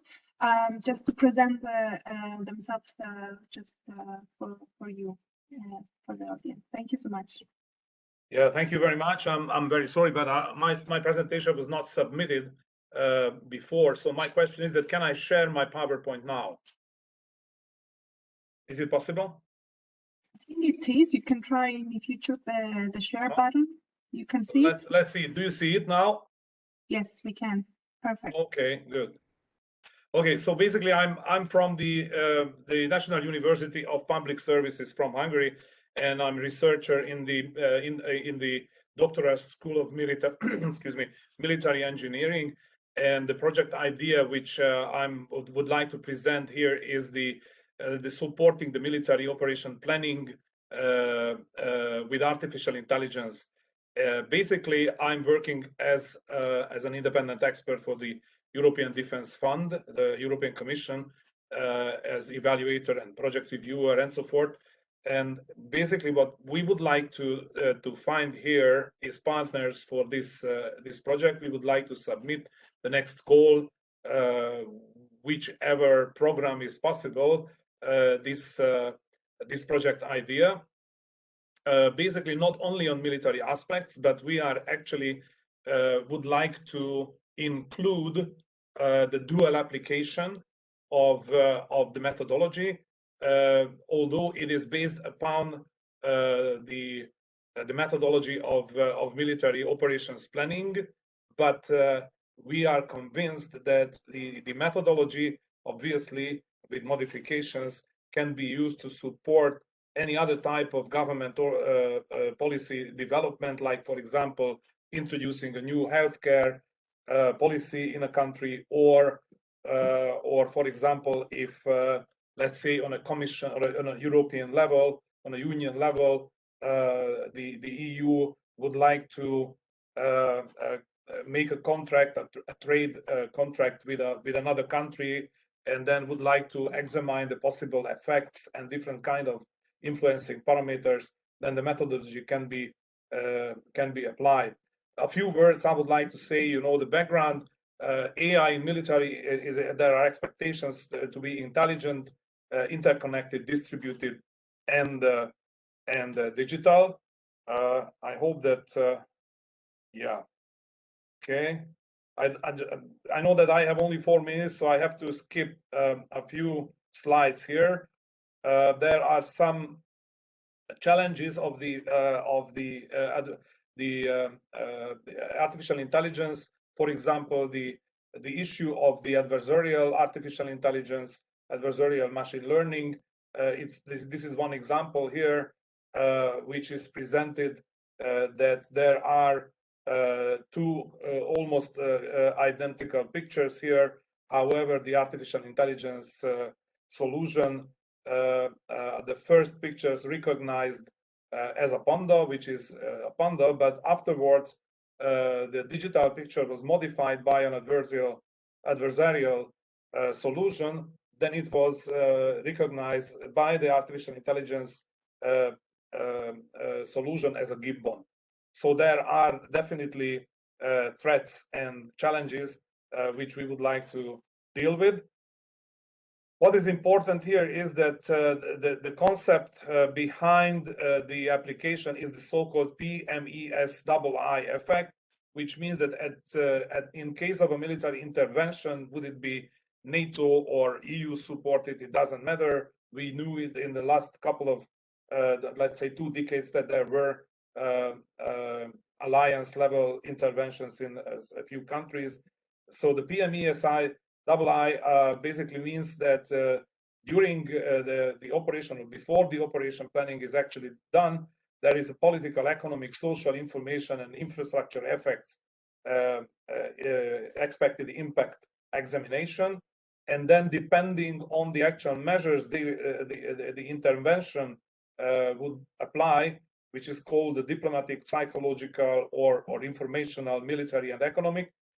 These kind of effects are subjects of evaluation, and the course of actions which will be the result of the planning is actually selected according to that parameters.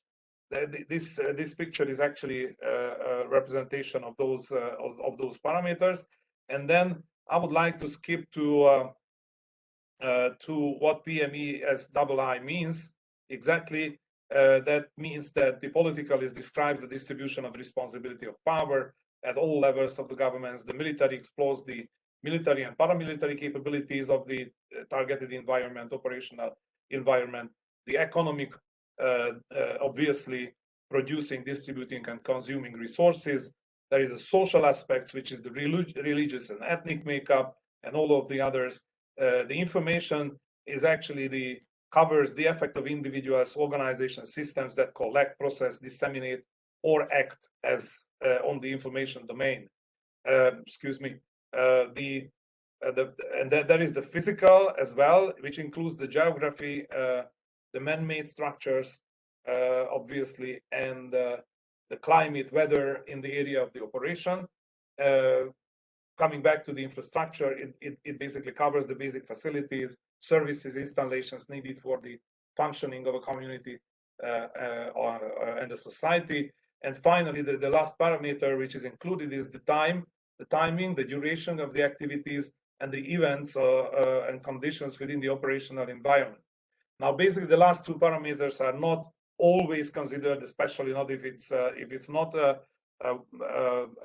type of military action with an end state, but definitely this is something which covers most of the aspects, and these kind of parameters are also considered as variables by which the artificial intelligence solution could be, and the actual solution could be built upon. There is also another aspect which is also included in the I would say the theoretical background, which is the SCOPE and PME-SII matrix, and that is basically composing a set of parameters or variables on which a quite precise algorithm could be built on, and the end result, according to our hypothesis and our expectation, could be a usable solutions for both military, for operation planning, and as I said, on a civil domain, could be a support of government policy development. This is basically I would say, a conceptual slide here is how we would like to use the artificial intelligence. I think that's basically, as a short summary, the end of my presentation. What I can illustrate here is a maritime artificial intelligence systems solution presented by the U.S. Navy here, and I think there are several different kind of initiatives which are already started. Many of them, because of the nature of the military application, obviously they are in a high level secrecy, which means that we would like to find partners if we submit the proposal in the EDF. Obviously, we are looking for partners who's got either high level connections or already involvement in military projects. In case of the civil side, it is basically open, obviously, for everyone. So that is I would say the short summary of my presentation. These are my availability here. So I would like to finish now, and I expect that after the conference The contact details will be distributed by the organizers anyway. So anyone who is interested, very welcome. I would like to have the further discussions. Thank you very much. Thank you so much, dear Istvan. I kindly ask you to send us your presentation so we can upload it on our website. Okay, so I don't know if anybody has questions on the information presented by our speakers. We have some time before we go to a break. So we'll open the floor. Please feel free to unmute yourself and raise a question, a point, or something you'd like to say. Well, I'd like to make sure if Istvan is checking his private messages, because I think I'm interested in your presentation, and I would be glad if you would say some more details on your show. Yeah, is it Lukasz? Yeah. Okay, good. Yeah, thank you very much. I mean, I see here your contact details. I will give you more information. By the way, I presented this concept in Bydgoszcz last year in December 1st. There was the organization of the Polish army, a big conference. So I have, I would say, a quite good reception of the idea. Thank you very much. Definitely, I contact you. Okay. Have a good day. Bye. Thanks. Thank you so much. This is the point of this. So you can contact each other and interact with each other, so you can actually form together possibly a partnership. I see there are no questions or reactions from anybody. Do I see something on the chat? No, it's not. Just to tell you that my colleague Korsoya will be moderating the next session. That will be consisted by 13 presenters. So we have the list of the speakers there, so you can get ready for your pitching session. And I guess if there are no more questions, we can go to a 5-minute break. So we get back at 11:40 to continue with our next session. Thank you so much for your attention. See you in 5 minutes.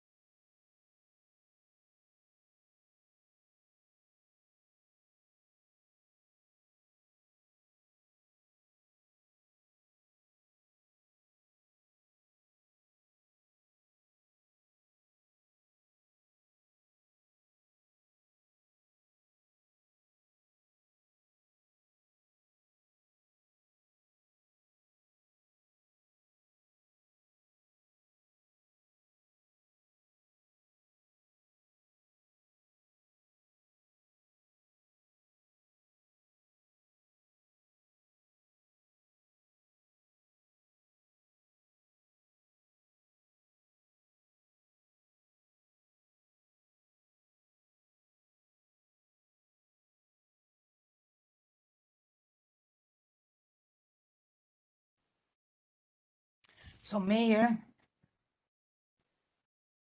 I understood how this thing works. So it's not a matchmaking event like last time, that basically you have people contacting you that are interested in participating. This is that want to whatever, maybe they have a project. This is people that have already a project that they pitch. They pitch it in the meeting and people listen. And then if you're interested, you contact them. It's the other way around, I think. Yes, yeah, vendetta, exactly.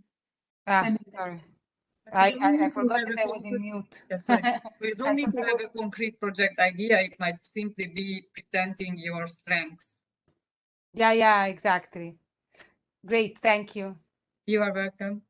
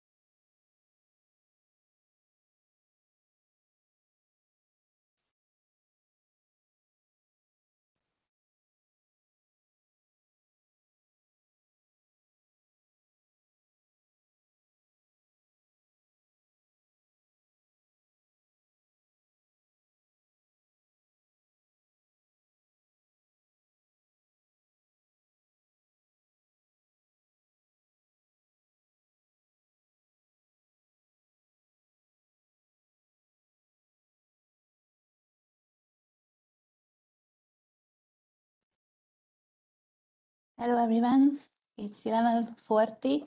I should start because we have many presentations. I'm very happy to stay with us. My name is Orse and I will be moderate this session.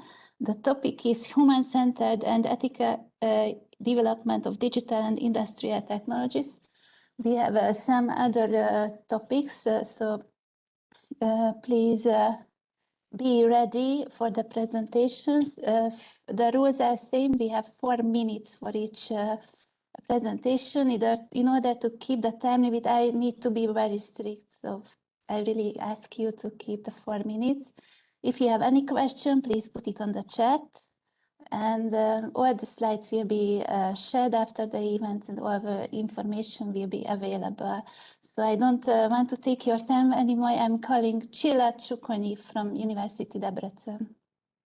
Thank you, Orse. So I try to do my best and keep the 4 minutes. Actually, as a coordinator of the Digital Interactions Research Group at the University of Debrecen, Hungary, I would like to show you or some maybe asking questions after the presentation, and I would like you to ask questions if it's possible, or we will have time. I hope so. But first, I would like to introduce our research group, which has 2 major interests or 2 major proposals or goals. Next slide, please. The Digital Interaction Research Group was established 3 years ago. We started to work with the Neurotech WP6 routes with the University of Oxford, and we tried to do a behavioral social psychological experiment which was focused on the human-robot interactions with a humanoid robot now. And in the individual differences, as a robot psychologist says, that human interactions with different robots differs depending on the robot itself. And we were interested in special attitudes, as even robot anxiety we introduced in the Hungarian psychological literature. And we adopted several measurements or methods, let's say. And we are interested in the applications and application possibilities of human-robot interactions at workplace.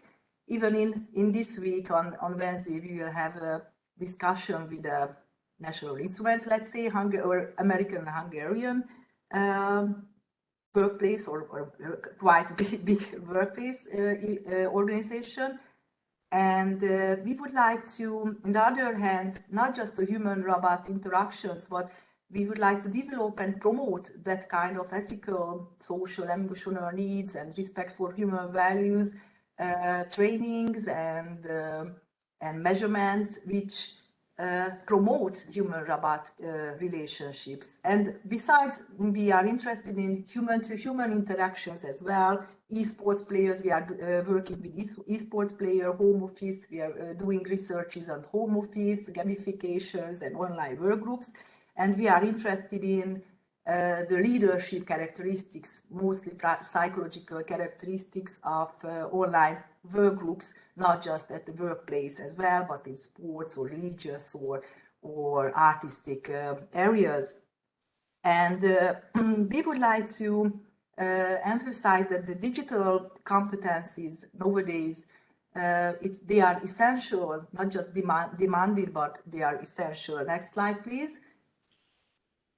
And our proposal, or let's say suggestions or goals, we are interested in the effect of cooperation between, of course, mostly because, with the human-robot interactions or even artificial intelligence in other digital technologies. These behavioral experiments was about or is about how shared common work with a robot, humanoid robot, let's say, changes subjects' attitudes toward the robots or the artificial intelligence itself. We are interested in the question and autonomy, freedom as well. And it was a very interesting experiment in October with the now humanoid robot. I will show you pictures at the end, so it's worth to wait until that when a robot asked a favor, I mean, from the humans, or let's say show some level of human characteristics, how they changed or how subjects would react. And this running project I've mentioned with the Neurotech Erasmus Oxford centered with Irving Nicholas is the leader of this WP6. We are interested in the measurements itself, the robot attitude measurement, which was introduced in 2020 or 2019. And one of them is actually the negative attitudes, or the other one is about the negative. The other one is the general attitudes toward robots. So sorry, we reach soon the 4 minutes, please conclude. Yeah. Next slide, please, if it's possible. Yes, I've mentioned that our proposal about the behavior experiments, we would like to develop a measurement protocol and training. And the next slide, please. This is and you will get my address or let's say email, and the two last slides about the behavior experiments itself, if we can have a look. Orsolya, next slide. Yeah, one of our PhD students working with now and the last one, and I would like to say thank you for your attention. Next slide, please. This is our now working with our PhD student and the subject. Thank you so much for your attention. Very nice pictures. Thank you. It was very interesting and also very sorry to interrupt you. But we need to continue. The next speaker is... Yeah, thank you so much. Next speaker is Tamás Rupert from University of Pannonia. Yeah, thank you very much, Orsolya. I hope you can hear me. So thank you very much. Good afternoon, everybody, or maybe good morning. So I'm Tamás Rupert from the University of Pannonia, and my research or our research group is mostly focusing on how can we support the human workers in the on the shop floor in the manufacturing during the production. So this is why we want to propose this kind of operator 4.0 concept and for an extension, and let's make a more collaborative or more cooperative workplace for the human workers on the shop floor. So this is the the method, how can we bring back these human worker to the semi-automated production system in case of under the Industry 4.0 development. But as we can see now, there are a lot of production processes, but we can't fully automate it. If we can go to the next slide, this is just a short introduction of the University of Pannonia. You can see the details when we just, send the slides for you. In the next slide, our research group, János Abonyi, so Professor Abonyi is our lead. He's the head of the research group, and the Lendület research group is focusing many part of the Industry 4.0 concept, big data, science network, and lots of other really interesting research stuff. But now we are here because we are trying to focus on the operator 4.0 and this extension. So in the next slide, we can see the three main pillars of this extension. So basically just some words about the operator 4.0. So this is a concept, how can we support the human worker during the production processes with a lot of available or enabling IoT technologies. Our main focus is how can we monitor the activities of the human workers, because this is the main information. So based on this, we can make more efficient support to them during the work. But this is not kind of a really easy task, because for that we need an enabling sensor technologies. And this is why the other important pillar is the brownfield Industry 4.0 or the retrofitting solution to monitor the human workers' activities. Based on these information, we can make more efficient database model, and we can make a more efficient decision making for the operators or for the supervisors. The other interesting thing is how can we discover the collaboration between the team, between the human operators. Let's see what is the main KPIs of this kind of collaboration, and based on these KPIs, we can make more productive collaboration between the human and between the robots. In the next slide, we can see the intelligent collaborative space concept, which could be a good basics for the activity monitoring, the real-time activity monitoring, the real-time decision making, and also for the feedback for the production and for the human for the human workers. And in the next slide, you can see this operator 4.0 community. We are at the starting line of the organization of this some kind of community with Professor Romero from Mexico, who is the main inventor of the operator 4.0. You can see our core for collaboration on the operator4.com website, and also you can see my contact details, and I'm happy to answer any question. And thank you very much for your attention. Thank you, it was excellent. Also, thank you for keeping the time. I'm calling Bart Lamiroy. Please. Hello. Hi. Hi. Can you hear me? Can you hear me? Yes, you can start. I'm sorry, I'm in transportation, so there may be some background noise. I'm presenting the University of Reims, Champagne-Ardenne, which is in the center of the Champagne region in France. You can go to the next slide, please. We're a small French university, and the research lab I'm presenting has a broad scope of activities related to many digital items, and more or less related to Industry 4.0, sustainable agriculture and agriculture 4.0, and a very, very large activity in AI as well. The lab has a long track record in collaborations with both industry and both academia on broad topics related to applications of AI on human-centered AI especially.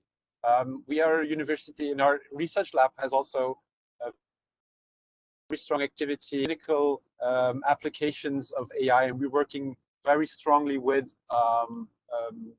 well, many medical applications related to that. You can go to the next slide. So our the goal of this presentation is not to us to get a broad or a detailed presentation of all the activities that would be of interest to future possible partners, because there are many of them. I can cite, for instance, what we've done lately is working on digital twins, for instance, in Industry 4.0, but also in diabetes observancy of treatments in human interaction, on how people actually follow their medication and use AI techniques and data analysis techniques to actually guide people in better usability of their treatments. We have had also research activities collaborating with artists on how AI can spark creativity and how AI tools can actually leverage creativity in human AI interaction processes. We're currently starting a new research team on how AI can help and foster learning on a more measurable scale. And so we're teaming up with both psychologists and sorry, I'm forgetting the word, specialists in learning sciences, to actually see how AI and the transformation of digital sciences in the learning processes will actually help people be better professionals in there and have actually developing skills in a measurable way. We have a long track in broad digital humanities. We've been collaborating on digital humanities, for instance, on analyzing documents for detecting human trafficking and so forth. You can go to the next slide.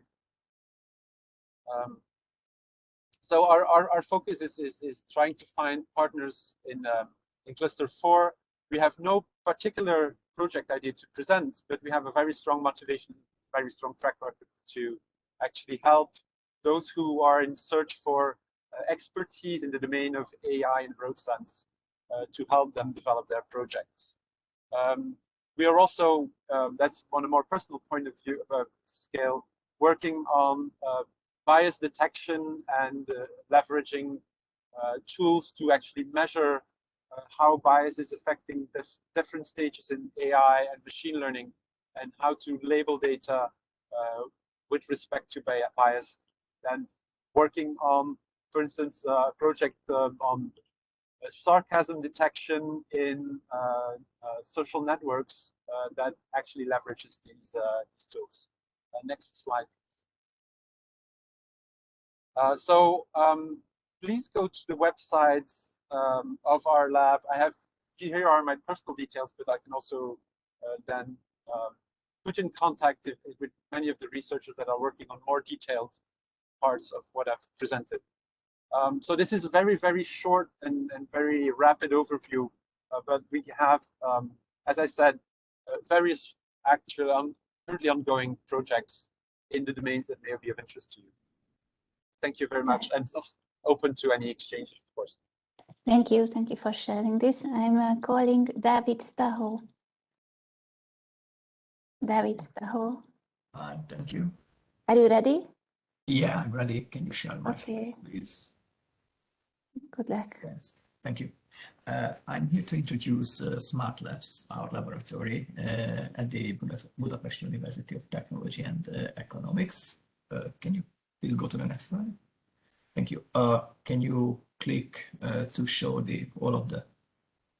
Okay, thank you. So our laboratory is situated in the Department of Telecommunications and Media Informatics. And we have almost 20 employees, 2 THCs, 9 PhDs, and also 8 PhD students. Our laboratory head is Dr. Jason Nemeth, and this is our website. These are our websites. Can you please go to the next slide? Thank you. So I'm here to introduce our expertise, and we are searching for partners who are looking for these expertise. So these are mainly about AI, generic AI methods and generic AI algorithms and speech technology. So for example, from speech synthesis to automatic speech recognition, general speech acoustic analysis, building speech databases, or speaker recognition, or forensic sciences, voice comparison systems, or intent emotion recognition. And also we are interested in, and we are dealing with the medical field, the healthcare topics, so voice diagnosis, and also different topics, healthcare topics involving general AI solutions. Okay, can you go to the next slide, please? So we have many industrial partners and spin-offs. In case of partnerships, we can also bring industrial partners. So right now, our largest partner is Huawei, Continental, SpeechText, ITEA, and the T-Systems. And you can see many small logos and icons of industrial partners we have worked with during the times. Next slide, please. Thank you. So I brought some applications we already done. For example, we have, just click one, please, to show the next. Okay, thank you. So we have built, for example, a speech synthesis system using AI-driven railway announcements, an AI-driven railway announcement system, which runs at more than 100 railway stations in Hungary, and it is based also on deep learning technologies. Next slide, please. Also, we have speech recognition, already deployed and implemented speech recognition systems, which is a real-time deep learning powered automatic speech recognition system. It is deployed not only in Hungary, for example, at the Hungarian National Television, but also at the European Commission and financial institutes like banks. Next slide, please. And we are also dealing with as I mentioned earlier, general AI methods, for example, sensor data analysis. Just click one, please, and another one. Thank you.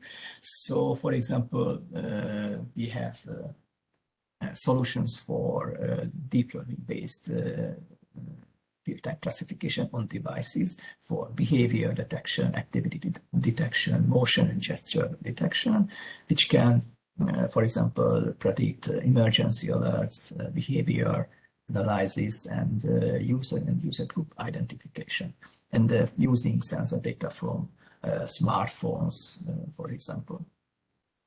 And this is also done on AI technologies, on deep learning technologies. Next slide, please.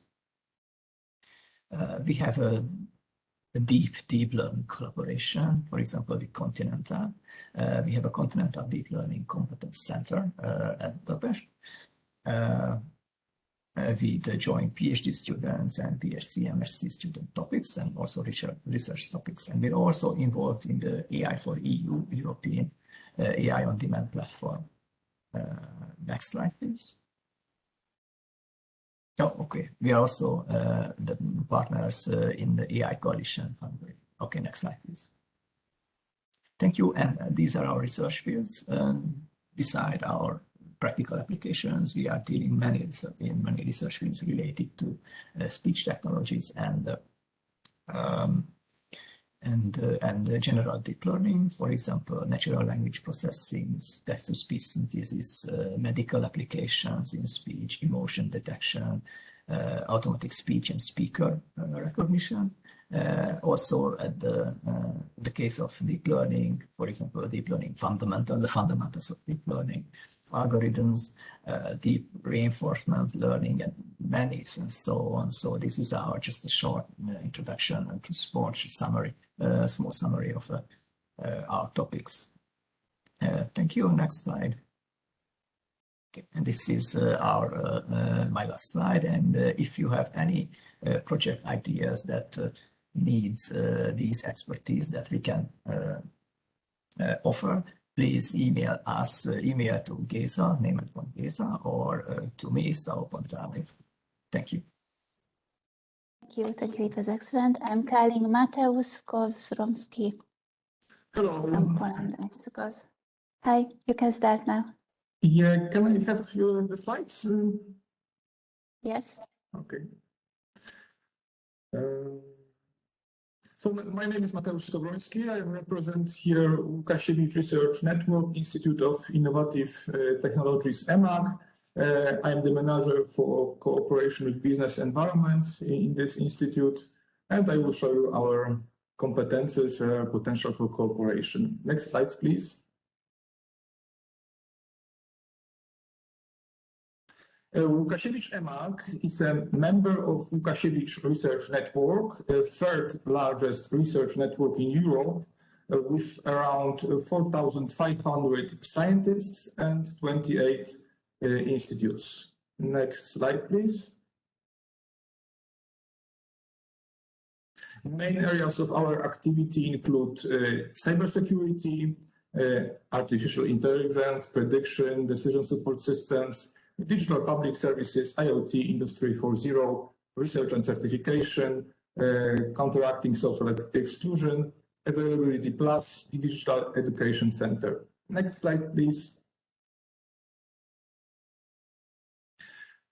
We are a network institute specializing in applied computer science, technical information technology, information technologies. We deal with artificial intelligence, IoT, and we are also participating in the national scheme for assessing and certifying the security and privacy of IT products and systems. And within this project, we have also a cyber security laboratory in our institute. Next slide, please.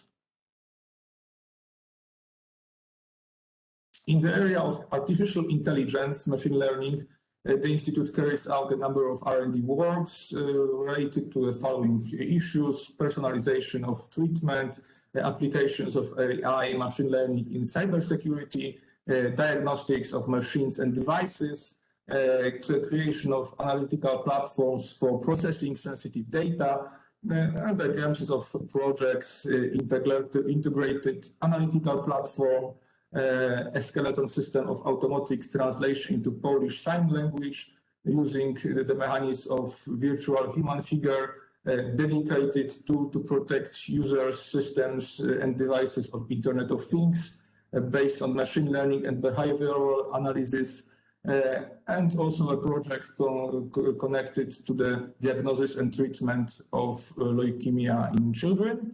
Our specialists are also active in the GovTech platform activities. Next slide, please. The topic and the project idea that we have now is connected to our goal to increase internationalization and international cooperation. So we seek partners that would organize and create projects together with us. We have efforts to improve competencies in the areas of our key interests, increasing the scientific and research potential by establishing lasting relations in the international environment. And we are looking to expand our artificial intelligence competence center. We would like to establish cooperation with similar centers in Europe, for example, with a project for European network of AI excellence centers, expanding the European AI Lighthouse, but also other projects. We have a lot of competence in expert and decision support systems, artificial intelligence, and also cybersecurity. Next slide, please. We are the leader of the AI Competence Center in the Łukasiewicz Research Network. Our team includes PhD students, graduates of different universities, and also research staff. Next slide, please. Our competence include applied analytical methods in statistical methods, standard AI/ML methods, full range, incremental learning methods, team methods like boosting, padding, stacking, meta learning, deep learning methods. Next slide, please. We actually can analyze all different types of data, from tabular data through image, through logs. Next slide, please. And experience, we already some projects mentioned, but we have also a very vivid cooperation with industrial partners in different areas, from forecasting natural hazards through bank data analysis, detecting abuses in data, industrial data analysis, machine diagnostics, failure detection, and analysis even of clinical data. Next slide, please. We offer creation of diagnostics models, creating foresight models, matching mathematical models, analysis and acquisition of knowledge on the method of process control by operations, and application of machine learning methods in cybersecurity systems. Next slide, please. Our offer also include reliability and survival analysis, survey data analysis, creation of intelligent data systems, and last but not least, thank you. Next slide, please.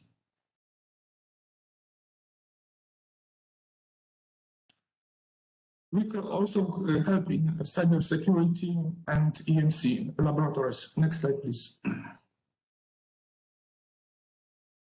And our compact details. Thank you very much. Thank you very much. All the presentations will be shared after the events, and please put questions in the chat if you have some interesting question.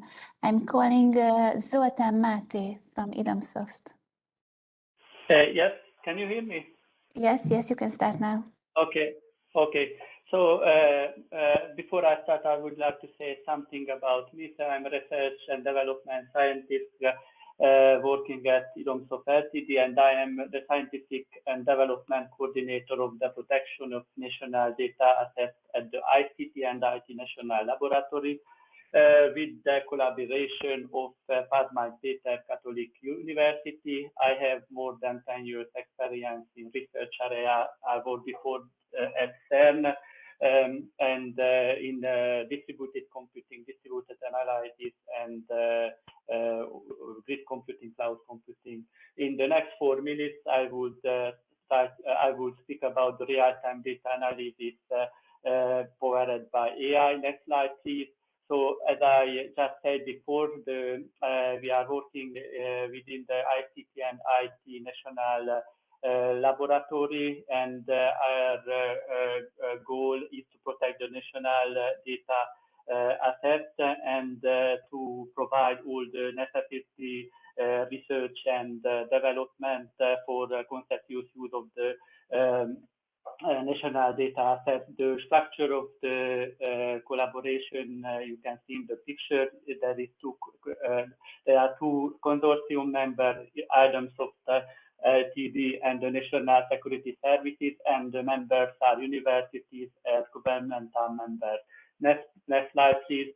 The items of tax LTD is 100% indirect state of the company, and I would like to mention our company has played a significant role in the largest IT development project affecting and supporting the Hungarian population in various areas of public administration.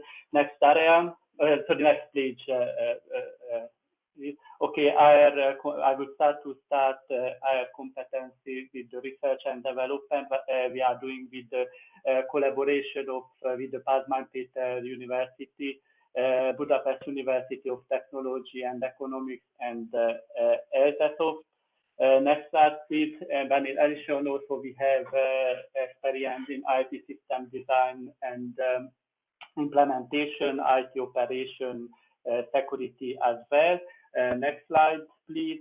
So now I would like to speak about our project today is to build a unified real-time AI platform which make the bridge between the data storage and the computing resources. But I mean that the data storage can be different, and the computing resources as well. And the main characteristic, it supports both real-time and offline data analysis. It's completely decentralized, user-friendly, so it supports deep learning, machine learning, and you can create the models in a web browser, and integral reporting and alarm system. So now we have the use cases monitoring the IT services in order to reduce the operation cost of the system, improve the reliability and availability. So for that we are using anomaly detection, pattern recognition, and many other techniques, but it can be used for AI-driven decision making or improving production line. Okay, next slide, please. And so we are investing for join for real-time data processing, data analysis, big data, data mining, AI, and the two categories I would group advanced computing and big data, and artificial intelligence and robotics. Next slide, please. So you can find our contact details in this slide. If you have questions, please contact us. Thank you very much. Thank you. Perfect timing. I'm calling Cecile Yogan. Hello, can you hear me? Yes, yes. Great. Hello, everybody. I'm Cecile Yogan, and I work for a company called Sotera Connect. We are an SME located in France. Can you go to the next slide, please? We are specialized in edge computing and Internet of Things. Our main product is intelligent gateways that embed innovative software solutions such as caching, prefetching, secure data processing. We also manufacture antennas through our company Advanten. You can go to the next slide, please. Our fields of expertise are R&D skills in edge cloud. We also have skills in cybersecurity, in content catching, as I previously said, and in RF and antenna design and digital signal processing. You can go to the next slide, please. Our current project portfolio as technical partners is listed in this slide. You can go to the next slide. What we are looking for is all topics regarding deep edge computing linked to AI and antenna and RF design. Here are our contact details, and the next slide is showing our range of current products and some key references. And that's all for me. Thank you for sharing. The next speaker is Gintuatas Nedvetskas. So sorry for the pronunciation. Not That was close enough, actually. Right, so you can start now. Thank you. Okay, good afternoon, everyone. My name is Gintautas. I am head of business development here at Thrust Intelligent UAV Systems. Now, if we would go to the next slide, I would tell you that we are a startup developing fixed-wing UAV platform and integrating it with advanced analytics. Next slide, please. So our team of engineers have developed a UAV that is specifically designed for a high-quality data gathering on a large scale. What we mean by that is our UAV has a maximum takeoff weight of 25 kilograms, while 8 kilograms of that can be used as a payload for sensors. Now, that allows us to equip the UAV with high-resolution LiDAR, RGB, thermal, multispectral cameras, and all of that to take it into the air in the same flight. Furthermore, it is designed to be the slowest fixed-wing UAV in the market, at least based on our analysis, and it can cruise at a very low 43 kilometers per hour, which gives additional time for sensors to capture high-resolution data. Furthermore, it is designed to cover long distances and can scan up to 300 kilometers in one mission. And of course, last but not least, it is extremely green solution, consuming roughly 1/3 of a liter of fuel per hour. And in comparison, for example, with helicopters, it emits 170 times less CO2 per kilometer of scanned infrastructure. So if we would move further.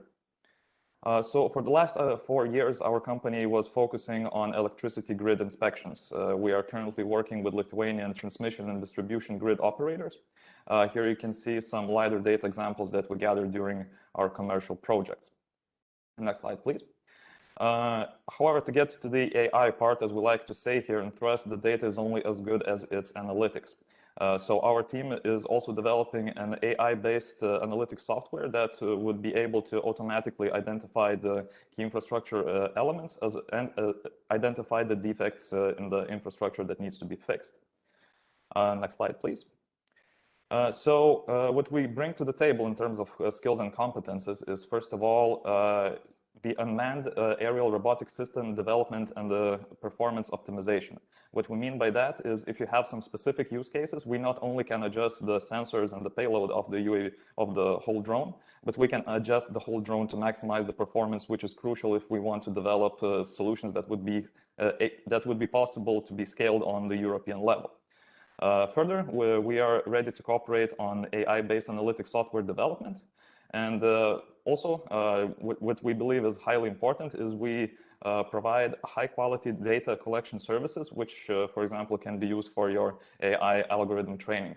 And of course, we apply our own developed analytical tools as well as general software for data analytics. And last but not least, our small but very versatile team bring together decades of experience in mechatronics, aviation, software development, data analytics. We also have a lot of experience in preparation of funding applications. Over the last 4 years, we managed to attract almost 1.6 million euros from different funding instruments. And of course, we have acquired some competences in business analytics, strategy, and project management. So next slide, please. So what we're looking to do is to join consortiums where we can either adapt our drone plus AI solution to new use cases or further develop the solution for electricity grid diagnostics. And our industries of interest, of course, are energy, road inspections, forestry, environmental sector, agriculture, and any other. We are always open to new ideas, so feel free to reach out. And in the next slide, you can see my contacts, and you can also find my LinkedIn profile in the chat of this event. So thank you very much. Thank you for sharing this. I really encourage you to have a chat in the chat box. I'm asking now Gite Bekstian. So sorry pronunciation. Gite, are you here with us? Yeah, good afternoon. Good afternoon. You can start. Yes, I can start. I'm the director, Gita Bekstiana, of Support Center for Sexually Abused Children. Our institution belongs to the Ministry of Social Security and Labor. Next slide, please. Our support center is only one in Lithuania, in Vilnius. We are specialized complex service for sexually abused children and their family members are provided.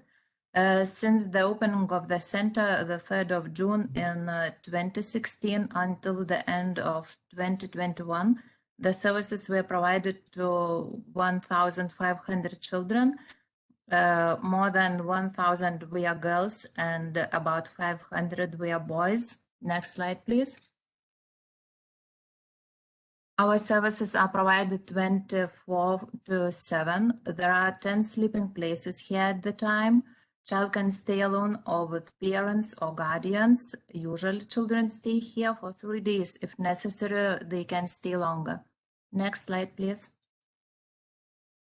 The main goals of our support center are lessen the negative effects of the child after the abuse, to create and ensure a safe environment for children where they would receive all help they need from different specialists under the same roof, to promote child-friendly approach and environment, to promote multidisciplinary and interagency service, to ensure high professional standards. Next slide, please. What kind of services child can get at the support center? They can get temporary accommodation, psychological assessment of the child, psychological consulting, provision of long-term treatment recommendations, forensic medical examination, forensic interviewing, and counseling of social worker. Next slide, please. This slide is about the project we already had together with a partner, the Icelandic government agency for the protection of the rights of the child. Next slide, please.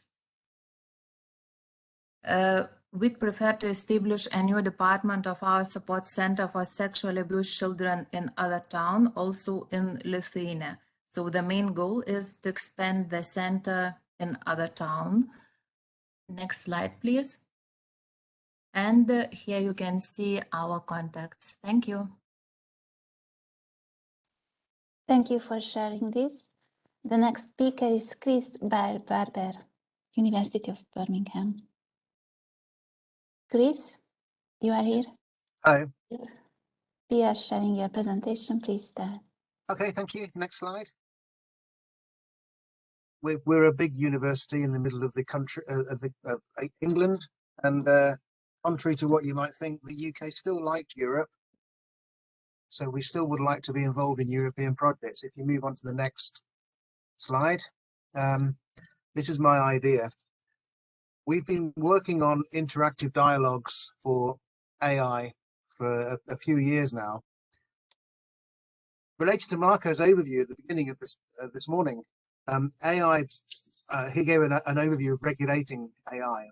And my claim is that we don't need to know how AI works, but we want to know the consequences of its recommendation. What does the AI's recommendation or decision mean for us? Too often, AI explanation looks at explaining whether the data or the algorithm that the AI is using is understandable for the person.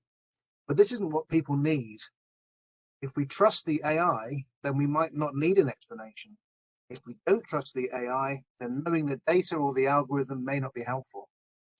What we really want to know is the so what of the AI's recommendation. That is, what does this recommendation mean for me, for what I want to do and the consequences that I'm responsible for? And AI can model the consequences of a decision so we can judge its social, ethical implications and desirability. Explanations can capture the attribute.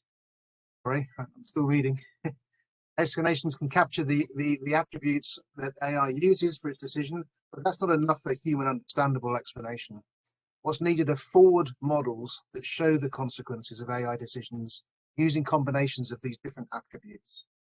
An explanation must involve a dialogue between the user and the computer. The problem is that people don't know what they know. They find it hard to put into words. So we build AI models of human decision-making that help reveal to the humans what attributes they are using in their decision-making. And we combine those models with the AI forward models to allow what-if testing. And we've worked with medical, police, military, and government organizations. Here are my contact details. Next slide.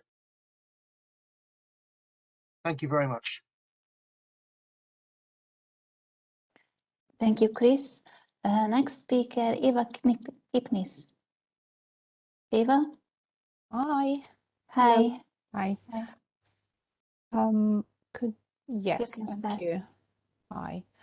Hi, thank you for this event today and for many exciting presentations. I'll try to be very quick. I'm not going to read the title of my presentation, it's very long. If you could move on to the next slide, please. So I represent the University of Sheffield in the UK. It's a research-led large institution in the north of the UK. Sheffield is focusing on interdisciplinary research, particularly where it comes to research on new technologies and AI. As you can see, we have a number of interdisciplinary centers that bring different social scientists together. Next slide, please. In terms of the expertise, I thought that I would talk about my particular expertise because what I'm talking about is offering my expertise to the range of products where I think it can be applied. I'm based in the Sheffield University Management School, so I am what is more widely understood as a user researcher. So I particularly study individuals' responses to new technologies with a particular focus on vulnerable populations. So I have expertise in ethno-racial minorities, people with disabilities, gender identity, etc. I have been involved in various international projects and currently I look at the use of robots in health and social care and how users respond to them. Particularly, I'm interested to understand why people are still reluctant to engage with robots in the context of health and social care. Next slide, please. So the project idea of mine, in essence, is exploring this reason behind that there is still 60% of people in the EU who are strongly opposed to the use of robots, particularly in care settings. I'm interested in understanding the mechanism, the social psychological mechanism that underpins this resistance. I have done a couple of exploratory small-scale projects into this, and I'm using the concept of pathogenic vulnerability. So ultimately, it's a perverse effect of a change that is looking to resolve an existing problem that creates a new problem. So in very simple terms, many technological advancements have been introduced. So for example, electronic health records resolve a number of problems such as access to particular clinicians and physicians, but at the same time restrict patients' ability to control who uses their information. So to give you a particular example, next slide, please. So when it comes to robots, I'm interested in conducting a project with a number of population groups, two that represent vulnerable groups who already receive care, such as people, cognitively intact people, elderly people over 60, and then people with disabilities under age of 60. Who receive care, and then adults who currently don't receive care, to try and understand whether the care users anticipate these pathogenic vulnerabilities, so the change that can create a new problem for them, and whether their evaluation of whether they are willing to engage with a robot in care settings is impacted by this pathogenic vulnerability. So ultimately, I focus on the perspectives of users. Thank you. Thank you for sharing this. Next speaker is Michal Pirc. I'm calling Michal. Hello, hello. This is Michal Pirc. Can you hear me? Yes, you can start. Yes. Okay. Hello, good afternoon.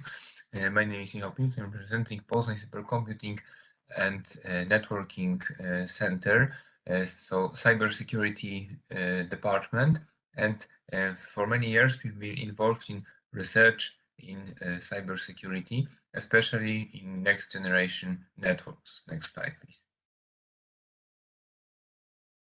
Okay, a few sentences about ours and our institutions. So Poznań Supercomputing and Networking Center is an R&D center affiliated by Polish Academy of Sciences. It employs more than 400 people. It's an operator of Pionier and Poznań networks. So one is the part of pan-European national research and engineering networks, and Poznań is municipality internet network, so it's one of the major internet providers here in western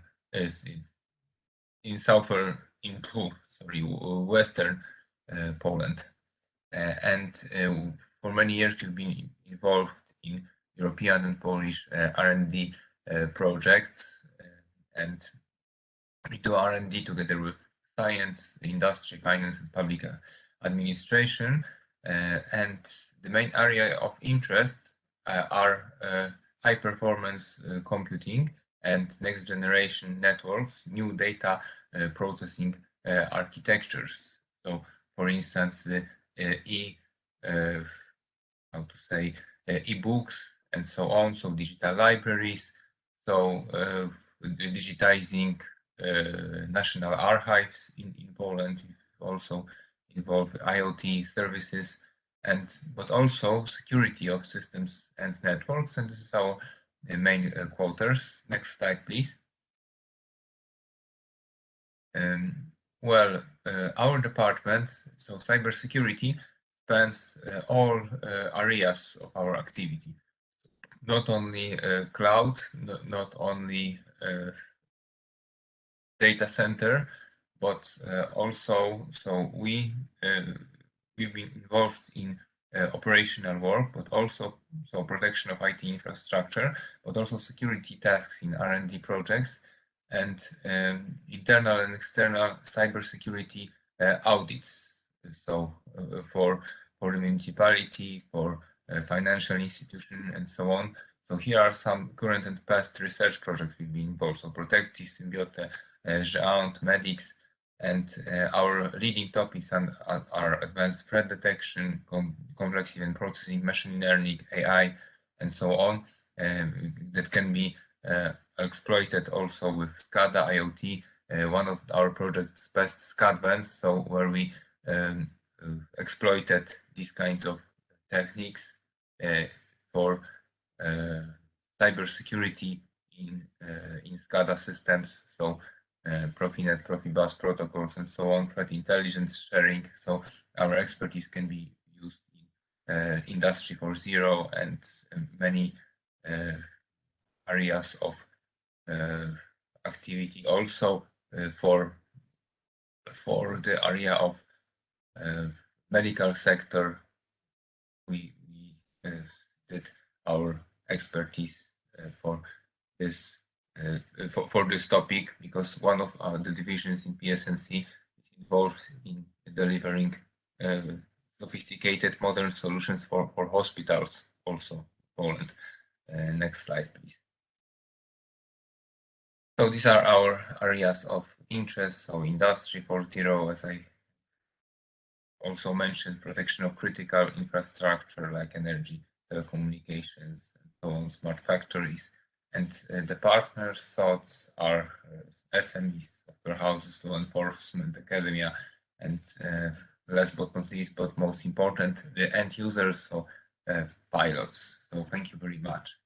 And the next slide, here are my contact details.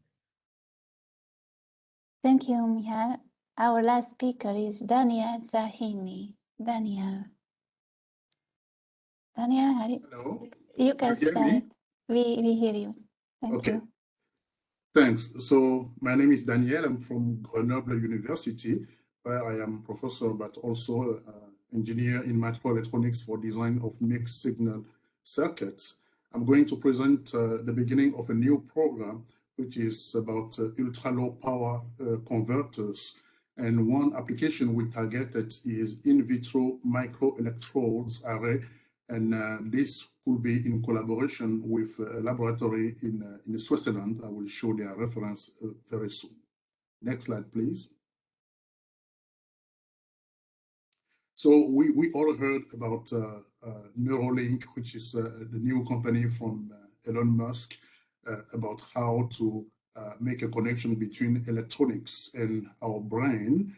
And in Europe, some laboratories are involved as well in this domain. Here in Grenoble, we started a collaboration called Neurotech, which is a consortium in Grenoble, including many laboratories.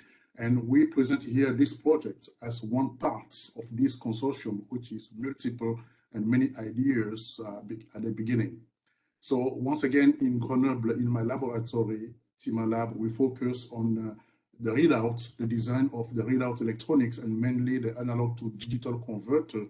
And we are in discussion with the Zurich ETH laboratory, who are really very specialized in the building of the microelectrodes, which will be the interface between the readout circuits and the neurons. Next slide, please. So this picture is very complicated, but not to worry, I put the references. It has been published by the Switzerland laboratory. And if you have a look on the left image, you may see that we talk about quite 60,000 electrodes, and which will be a big array. And each channel will be associated, not each channel, but each column will be associated with one readout electronics. Therefore, the big challenge is the readouts, the power dissipation of this, and also the noise level because of the very low level of the signal to read. So the image on the right side, you may see on the bottom some prototype of circuit developed in that domain, but also some neurons from rats, which they succeed to build this on the top of electronics. And the dream is to send signal to the neurons, but also to be capable to read signal out of the neurons. And if this communication will be established, we imagine how many applications could be concerned by these new developments. So we are here to offer the beginning of a collaboration with all those who like very low power dissipation design. And next slide. Okay, I talked already about this, that the main concern is that the growing of the number of channels, and in the same time, we want to reduce drastically the power dissipation. The last slide. Here is the power budget of one channel of the existing circuits developed in Switzerland. And we may notice the power dissipation of the converter, which is 10% of the circuit. And compared to this, we want to save a big factor. Okay, here I put a factor of 4, but our present work target a factor more than 10 of power saving regarding the power dissipation of the converter level. And if we change process, we expect that the whole power dissipation of the whole system will scale down. And so last slide. Is that the last one? Oh, okay, sorry.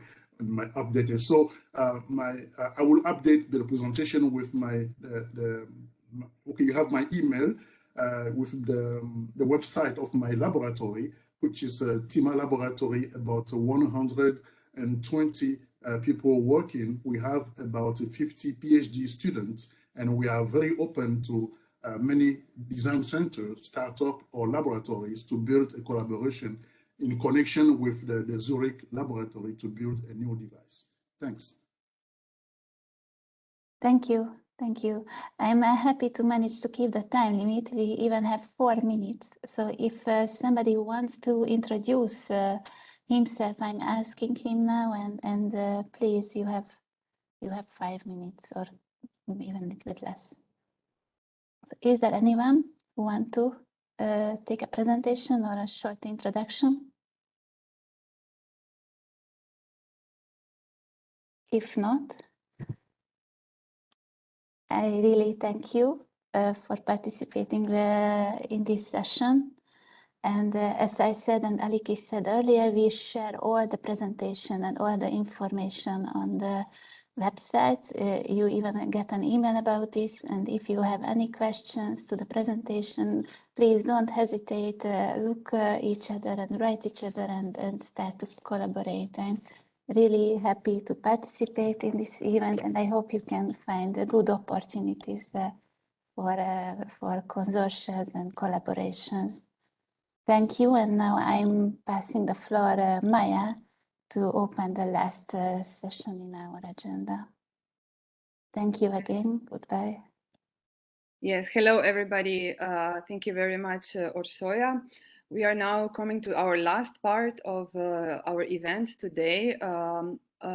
It is a panel discussion about consortium building and networking. And thank you very much to everybody for sticking with us for so long. We still have more than 100 participants who are listening to us.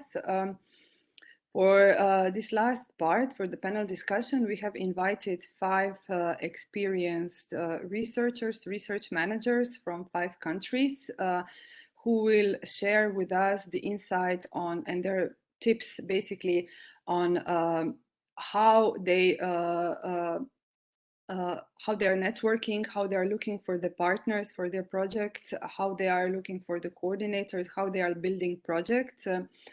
We have with us Mr. Laszlo Gulyás. He's associate professor at the Eötvös Loránd University from Hungary. Then we have Ms. Daria Kukovic. She's a research manager at the Faculty of Electrical Engineering and Computer Science from University of Maribor in Slovenia. Mr. Krzysztof Lipiek, he's the director of commercialization department at the Lukashev Research Network from Poland. Then Mrs. Egle Butkeviciene, sorry for mispronunciation, from the Faculty of Social Sciences, Arts and Humanities from Lithuania. And last but not least, Mr. Christos Lauridias, a researcher and lecturer at the Kio Center of Excellence at the University of Cyprus. Welcome everybody. I checked, I think you're all here with us. We will not have a PowerPoint presentation since it is debate. And we also kindly invite all the participants to pose your questions in the chat. I think we will have enough time to go through all the speeches and have the presentations. I would like to ask firstly all the panelists to present themselves, to present their researcher activities, their institutions, and give us some tips on how you build consortiums, how you interact with the project partners internationally, and also if you have any advice for us on the successful implementation of the project. And I would like to start with you, Mr. Gulyás. You have 5 minutes. Thank you. Thank you very much, and welcome everyone. Thank you very much for the invitation. I'm Laszlo Gulyás. Currently, I work for Loránd Eötvös University. I'm the deputy head of the Institute for Industry, Academia, Innovation, Collaboration, and I'm also associate professor at the Department of Artificial Intelligence, which is a cooperative department. We have dedicated industrial partners there. My background is in informatics and AI, of course. For 15 years, I had a double or parallel career, both in academia and industry. I had my own company, startup, and I also worked at the university. I've managed quite a number of European projects, research projects and innovation projects, and wrote proposals for many more, of course. And for the last 7 years, I was working for EIT Digital, the informatics or digital leg of the European Institute of Innovation and Technology. I was node director in Budapest, responsible for Central and Eastern Europe. And as you perhaps know, EIT Digital is one of the knowledge innovation communities of EIT, with a very high number of several hundreds of partners working and collaborating together, both from academia and from industry. So I have some experience with building and operating a network there as well. Let me stop here, and I'm going to be open to answer questions. Thank you very much, Mr. Guljaš. Now I would like to pass the screen to Ms. Darija Kuković from the University of Maribor.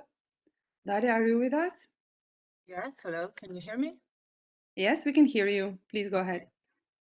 Okay, as Mara already mentioned, I'm Darija Kuković from the University of Maribor, which is the largest knowledge provider in East Slovenia cohesion region, with approximately 13,000 students, 17 faculties, and 2,500 employees. Not only researchers, but also all the supporting staff.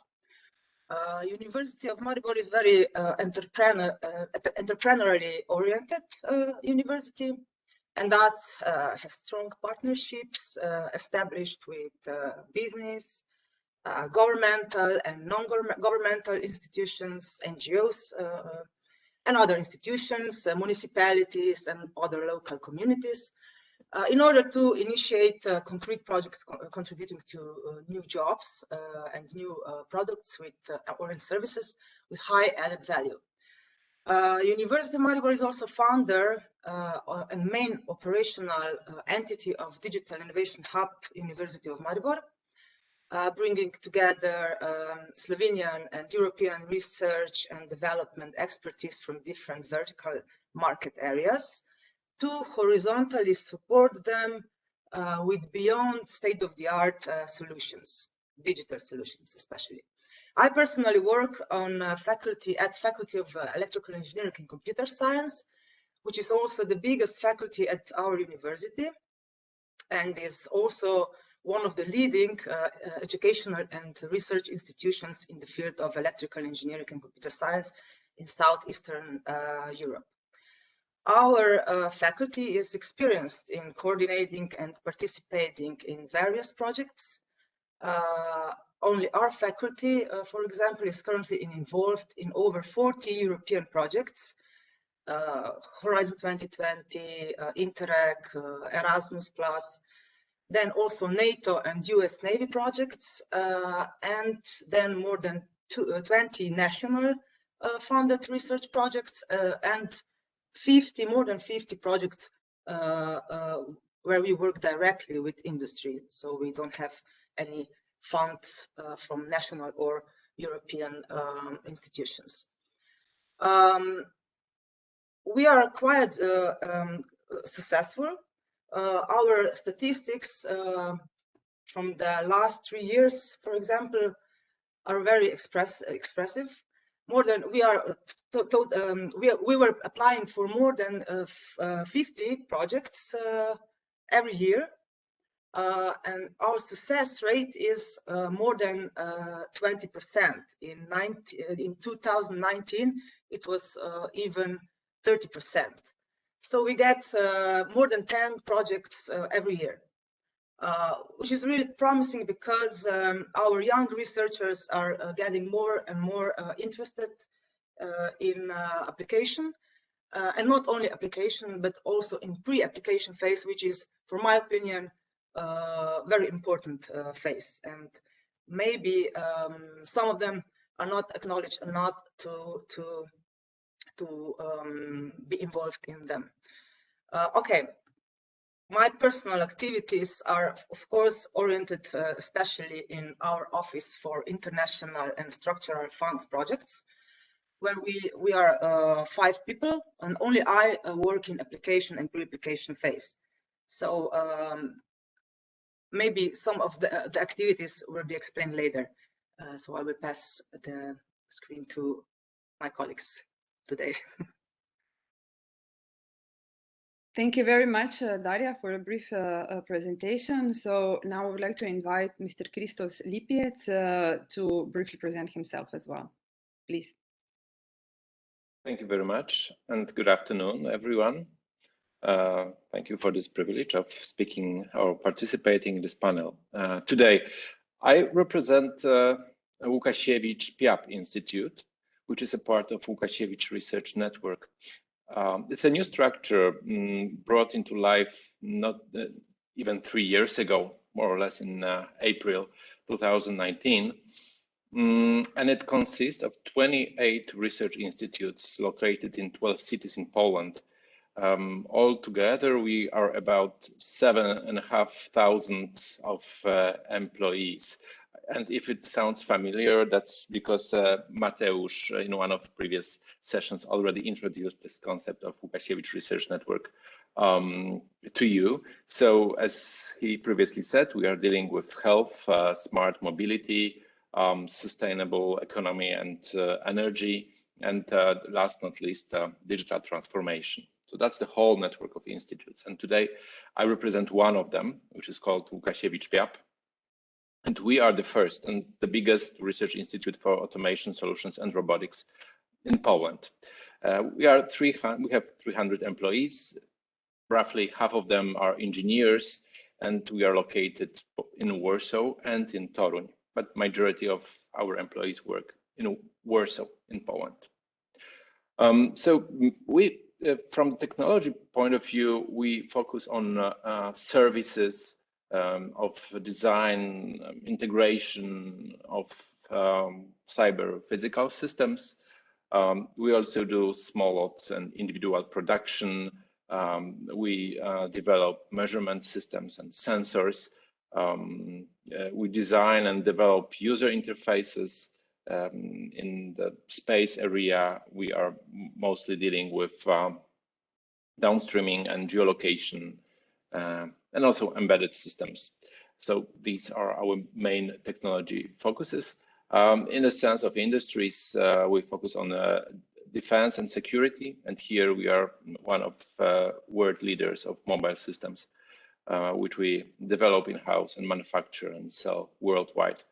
Other than that, we focus on manufacturing, transport and mobility, space, agriculture, logistics, mining, and construction. So that's the brief introduction of our institution, and I'm looking forward to the upcoming discussion. Thank you. Thank you very much, Mr. Lipiec, for the short presentation. And now I would like to invite Ms. Eglė Butkevičienė, sorry, from Lithuania to shortly present her institution and her research. And Hello, please tell everybody. me your last name for the next time. Okay, so actually, like last names sometimes are very complicated, but you are doing very well. Butkevičienė. So I am Eglė Butkevičienė. Actually, I am a full professor and Vice Dean of Research at the Faculty of Social Sciences, Arts and Humanities at Kaunas University of Technology in Lithuania. I'm also a visiting professor at University of Central Florida, which is in US. My background education is in social sciences, mainly in management and in sociology. My research topics concentrate on civil society issues, public participation, social innovation, citizen science, social entrepreneurship, community development and social inclusion, and social impact of technologies. So in this discussion, I hope I will represent social sciences perspective, which is considered mostly as a horizontal competence in technologically oriented projects.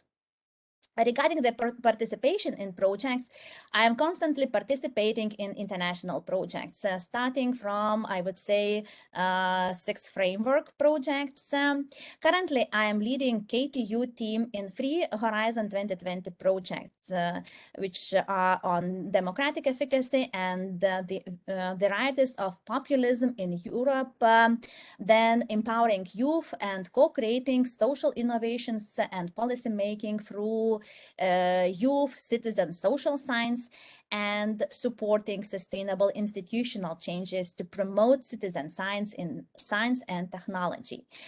Also, I'm actively involved in cost actions, different cost actions, which I think is a very important source for successful networking and consortia creation. Regarding my expert work, I was a governmental expert at the European Commission European Union Horizon 2020 Program Committee for Societal Challenge 6, which was on Europe in a changing world, inclusive, innovative, and reflective societies. Also, I was member of Horizon 2020 Advisory Group, which was on leadership in enabling and industrial technologies.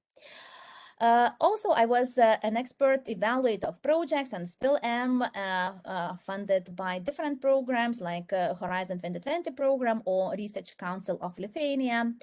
Also, I was working as external expert for the European Institute of Innovation and Technology, EIT, here providing reflections on their label programs. Currently, I work as information coordinator, providing information about the EIT Risk Hub's activities in Lithuania. So just a short introduction and just ending my short presentation, I would say that in consortium building and partnership, I would say there are very important, two very important dimensions. First of all is motivation to actively participate in calls. Failing to win is a learning process, I say, and a way to win a project if you try long enough. And also embeddedness in different thematic networks like cost actions, associations, like being part of wider community. So thank you. Thank you very much. You're right. In order to be successful, you have to be persistent and motivated and try over and over again. And of course, be well connected as well through different association networks and so on. So last but not least, Mr. Christos Laudias, please, if you can present yourself and your research. Okay, thank you. Hey, good afternoon, everyone. Thank you for the invitation. It's a pleasure to be here and contribute to this panel discussion, this session. So I'm a research lecturer at the KIOS Center of Excellence, the University of Cyprus. I'm involved in many of the research activities in research and innovation projects. Currently, I'm leading the KIOS team in 2 Horizon 2020 projects related to cybersecurity, one in the healthcare sector and the other one in the automotive sector. So a few words about our organization. So the KIOS Center of Excellence operates within the University of Cyprus. The University of Cyprus has more than 7,000 students, and it is the youngest institution to be ranked in the top 550 higher education institutions in the world. So the University of Cyprus is considered the leading university and the most active research institution in Cyprus, ranking first among Cyprus organizations for its participation in research projects. So the KIOS Center was established as a research unit back in 2008 and was upgraded as a Center of Excellence in 2017 through a strategic collaboration with Imperial College London and secured actually funding of over 40 million as part of the Horizon 2020 project for spreading excellence and widening participation known as teaming. And currently the center employs more than 170 people. The center specializes in the areas of intelligent systems and networks, focusing on monitoring, control, management, and security of critical infrastructure, such as power and energy systems, water distribution networks, transportation systems, telecommunication networks, as well as emergency management and response systems. The research priorities, I must say, of the center, as well as the activities, are aligned with them. European Green Deal, the Horizon Europe, the next generation for the EU, known as the Recovery Plan, and also the goals of the UN Sustainable Development. The center has developed also a number of lab-scale cyber-physical testbeds for these critical infrastructure systems that enable, the efficient and reliable testing of new software algorithms, hardware components, and technologies under realistic conditions. And this is opening new research avenues. So with these facilities, we can actually develop technologies at the higher TRL levels and also facilitate greater technological innovation.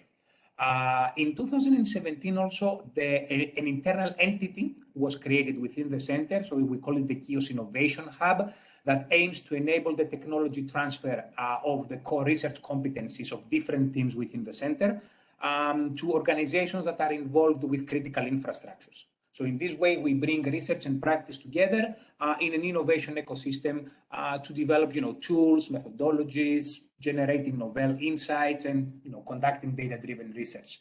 The center has a wide network of collaborators worldwide, and also prioritizes the engagement of key stakeholders, including industry, public sector, SMEs, and NGO. And currently, we participate in over 40 research and innovation projects that deliver results at different technology readiness levels. Those projects are funded by the Horizon 2020, as well as our national agency called the Cyprus Research and Innovation Foundation. Some of the indicative projects that the center is coordinating include the Water Futures ERC Synergy Grant for designing the next generation of urban drinking water systems, and also the PathoCert projects for researching and developing and evaluating specialized technologies for pathogen contamination emergency response. The center conducts interdisciplinary cutting-edge research in the areas of artificial intelligence and machine learning. And some of the topics of interest include AI in critical infrastructure and emergency response, online learning of fault dynamics, data science and predictive analytics, and also deep learning for computer vision application. An indicative project that the center was coordinating in this domain is the Fault Adaptive ERC Advanced Grant, which was the first one, the first such grant to be awarded in a Cyprus-based organization. And this project is a pioneering research initiative for analyzing smart algorithms for accommodating faults in critical infrastructure. Another ongoing project that we are coordinating is the Artion Network, which is funded by the European Union Civil Protection, that aims to bridge the gap between AI scientists and disaster management experts. Finally, and I will close with that, with regards to networking, joining international consortia, preparing project proposals, and so on, the center follows a multifaceted strategy, which includes, for instance, some of our researchers participating to relevant networking and brokerage events, brainstorming, of course, with existing close collaborators on core topics of common interest. From time to time, we also analyze and look into the partner data on the participant portal to identify key actors and strong organizations in some of the areas that we want to touch ground. And we also establish and maintain positive working relationships with existing partners in the various projects. And we're trying to build a reputation as an effective partner and coordinator. So in other words, we're trying to implement the project well, so that partners will consider involving us in future organizations, in future proposals.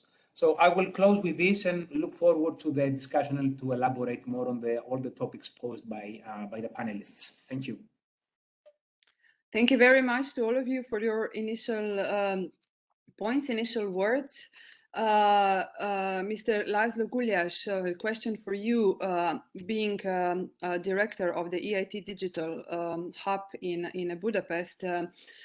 Obviously, there are a lot of advantages being part of the different networks, different associations, and so on. How do you see the involvement or like finding the partners with the help of innovation ecosystem on a national level, on the EU level? Do you think there is enough support for the researchers, or would you have any suggestions? Thank you very much. Just for clarification, I was the head of the hub of EIT Digital, but I'm not anymore. But I think I do have some thoughts on the answer to the question. And of course, more support is always better, but in my view, there are enough opportunities and there is enough support for building successful collaborations and consortia. But it is never easy. So one has to work a lot on that. And there are a few advices or a few insights I've collected over the years, which might be helpful. I'm pretty sure many of the participants do share them. They probably already know them, but it is always useful to reiterate. One thing is, one important part of building a successful consortia is to look for complementarities. And in research, and especially in research and academia, one has the tendency to gravitate towards people who do the same thing, who share an interest with you. So if you are working in data protection, then when you come to a networking event like this, you will, raise your head, so to speak, when you hear someone else talking about data protection. And of course, that's natural. That's how collaboration in many fields of science and many fields of life works. But most of the time, not in collaborative projects.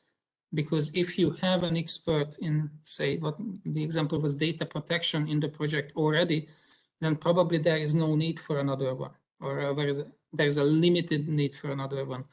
So I always advise to look for somebody who is interested in doing something to which you can connect, but not the same thing. So complementarity is something very important here. Also, I often say that you can approach a networking event like this with two mindsets. One is when you already have an idea that you want to do, kind of like a draft project. And the other one is when you offer your expertise to others. And at first, the second one seems to be the easier. You come here, you explain what your department or what your organization does, and you hope that somebody will say, well, yeah, I need that expertise. And sometimes that happens, but you need to understand that this is rarely the case, because many people come here offering many types of expertise, and it's almost certain that there are going to be others offering the same expertise. And in most cases, it's better if you can initiate a concrete project saying, I want to do this, and for that, I need these additional expertises. And then you might be in a position to find good complementarities. Of course, complementarity also means that you often have to talk to people, you often have to go to events which are not in your expertise, right? So sometimes you need to broaden your network. And the last point I wanted to make, it's also kind of like a dichotomy, and that comes back to the original question about EIT and the various support organizations and networks. And that last dichotomy I have here is the distinction between research and innovation. And I'm also almost sure that everybody here knows it, or at least if I ask the question, can answer the question, but may not deeply understand it. So research, that's what we do in academia most of the time, is about discovering something new to advance the state of the art in science. And innovation, when these results have a real world impact, mostly in this societal system, it's business. So it's application of the science to something new, a new product, a new company, a new service. And most often than not, in order to achieve that, you need a collaboration between actual industry and academia. And that's also a very important point to look for when you come to a matchmaking event, when you build a consortia, is to make sure that you have a mix of industry, application, and science and research in the consortium. And that's also sometimes hard to seek out, and that's why it's good to go to many types of events, many types of societies. Somebody already mentioned this idea to be involved in many communities where you can mix with people who do something else than you do. And when you are mixed in such environments and find something, an idea in common, then that can result to a successful consortium. Let me stop here for now. I could go on for a long time. Perfect. Thank you very much. I think you sort of already tackled to all the questions I intended to ask also other participants, but maybe building on multidisciplinarity. As we know, all the projects, mostly the topics, although being very specific, they require the multidisciplinary approach and also cooperation of different stakeholders, researchers, academia, industry, as you mentioned, civil society, local authorities, and so on. So maybe a question for Mr. Lipiec. You mentioned that your network is also including different research areas, different disciplines. Could you please tell us how do you do it in a practice? How do you build the project involving different disciplinarities and also different stakeholders? Thank you very much for this question. And again, it's a long topic that I don't want to start too many aspects on it. But what I think is most important is that our organization and others that we cooperate with are becoming more and more networked. You can't say anymore that someone is supporting research or someone is supporting cooperation, or that there's no such thing anymore, I would say, because at every stage, when someone becomes a part of a network, he's becoming at the same time an entity that is supporting others, but at the same time, this entity is receiving support from the others. That's the idea behind. I'm running a digital innovation hub here in Warsaw, and also a hub of VIT manufacturing. And in both cases, we see how important it is to expand the network, even though sometimes perhaps it would be easier to remain in the areas that you already know and feel comfortable with. But as long as you are able to spread your interests, to encourage more and more organizations to join, the more value you bring to the network, and this value multiplies. So we are looking on purpose for new cooperations to expand these areas, because one of our favorite ways of working are shared development teams.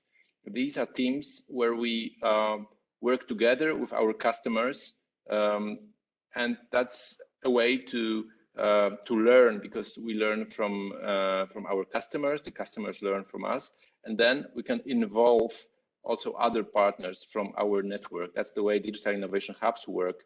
But we've done it for a long time. We've been doing it for a long time before the concept of European digital innovation hubs appeared in the public agenda. So for us, I'm not saying it's the only way. Probably universities would be able to spot other ways to do it. But our way is always starting from the market need. We are close to our customers also because we introduced European ADMA methodology to Poland. So we are scanning, and it became very popular in our market. So many commercial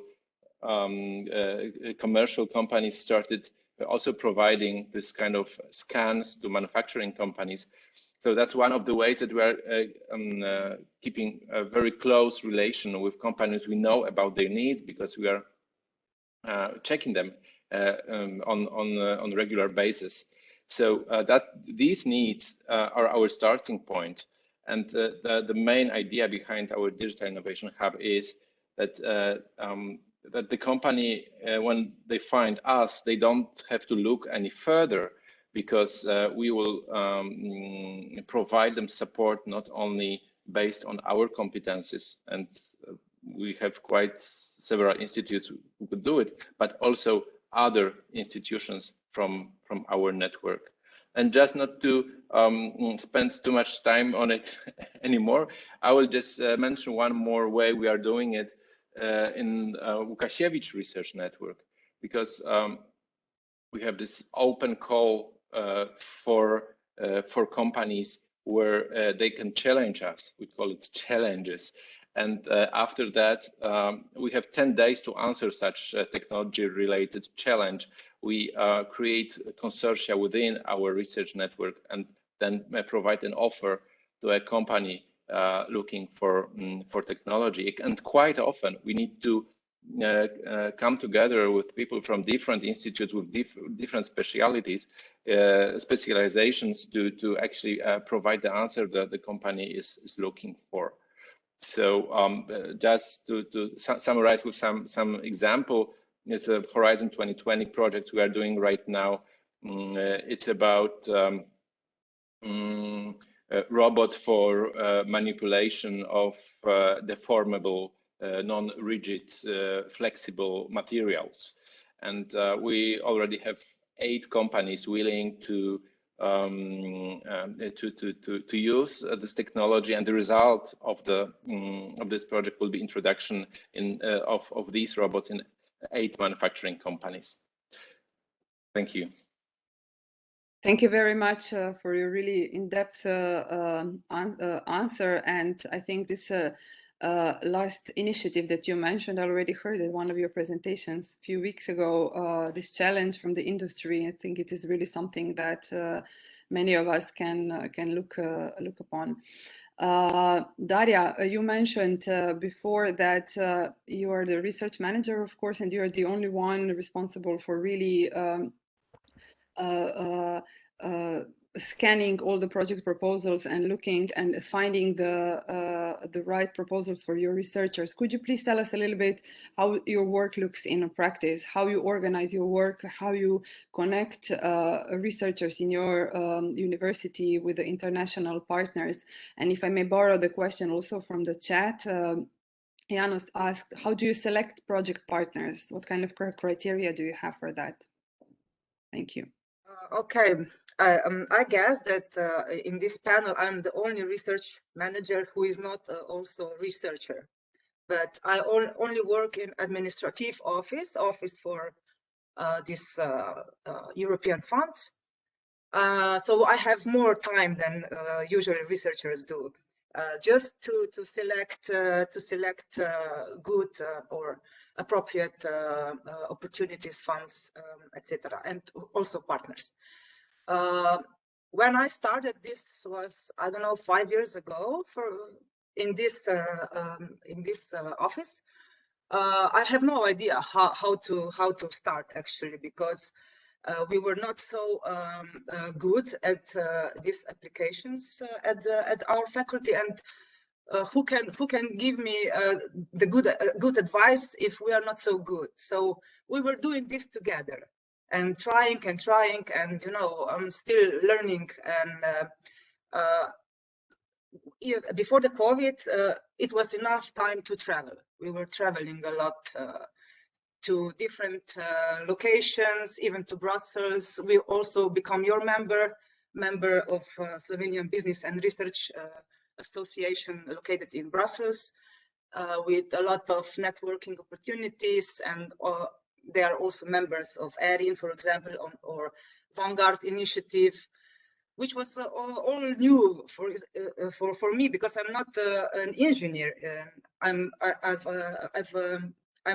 have bachelor degree in politics and history, for example. So it was they had to explain me as somebody who is not engineer, how do you want to be your solution to be recognized by evaluators, for example, because you have to perceive them, not engineers usually. So maybe it was something new also for them. And of course, it's not only my idea and my program, but this whole activity was also pushed for other researchers and other teams.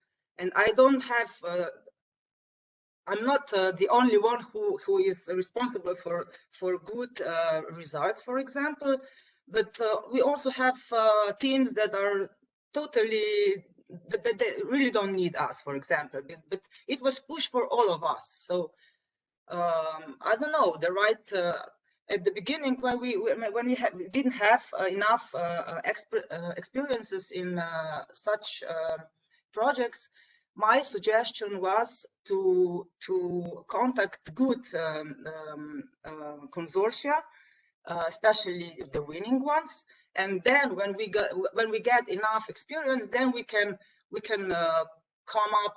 came up with our ideas. You know, usually at the beginning you have to follow the leaders, and then maybe you can become one of them. I hope. Great, thank you very much. And building on that, there is a question in the chat.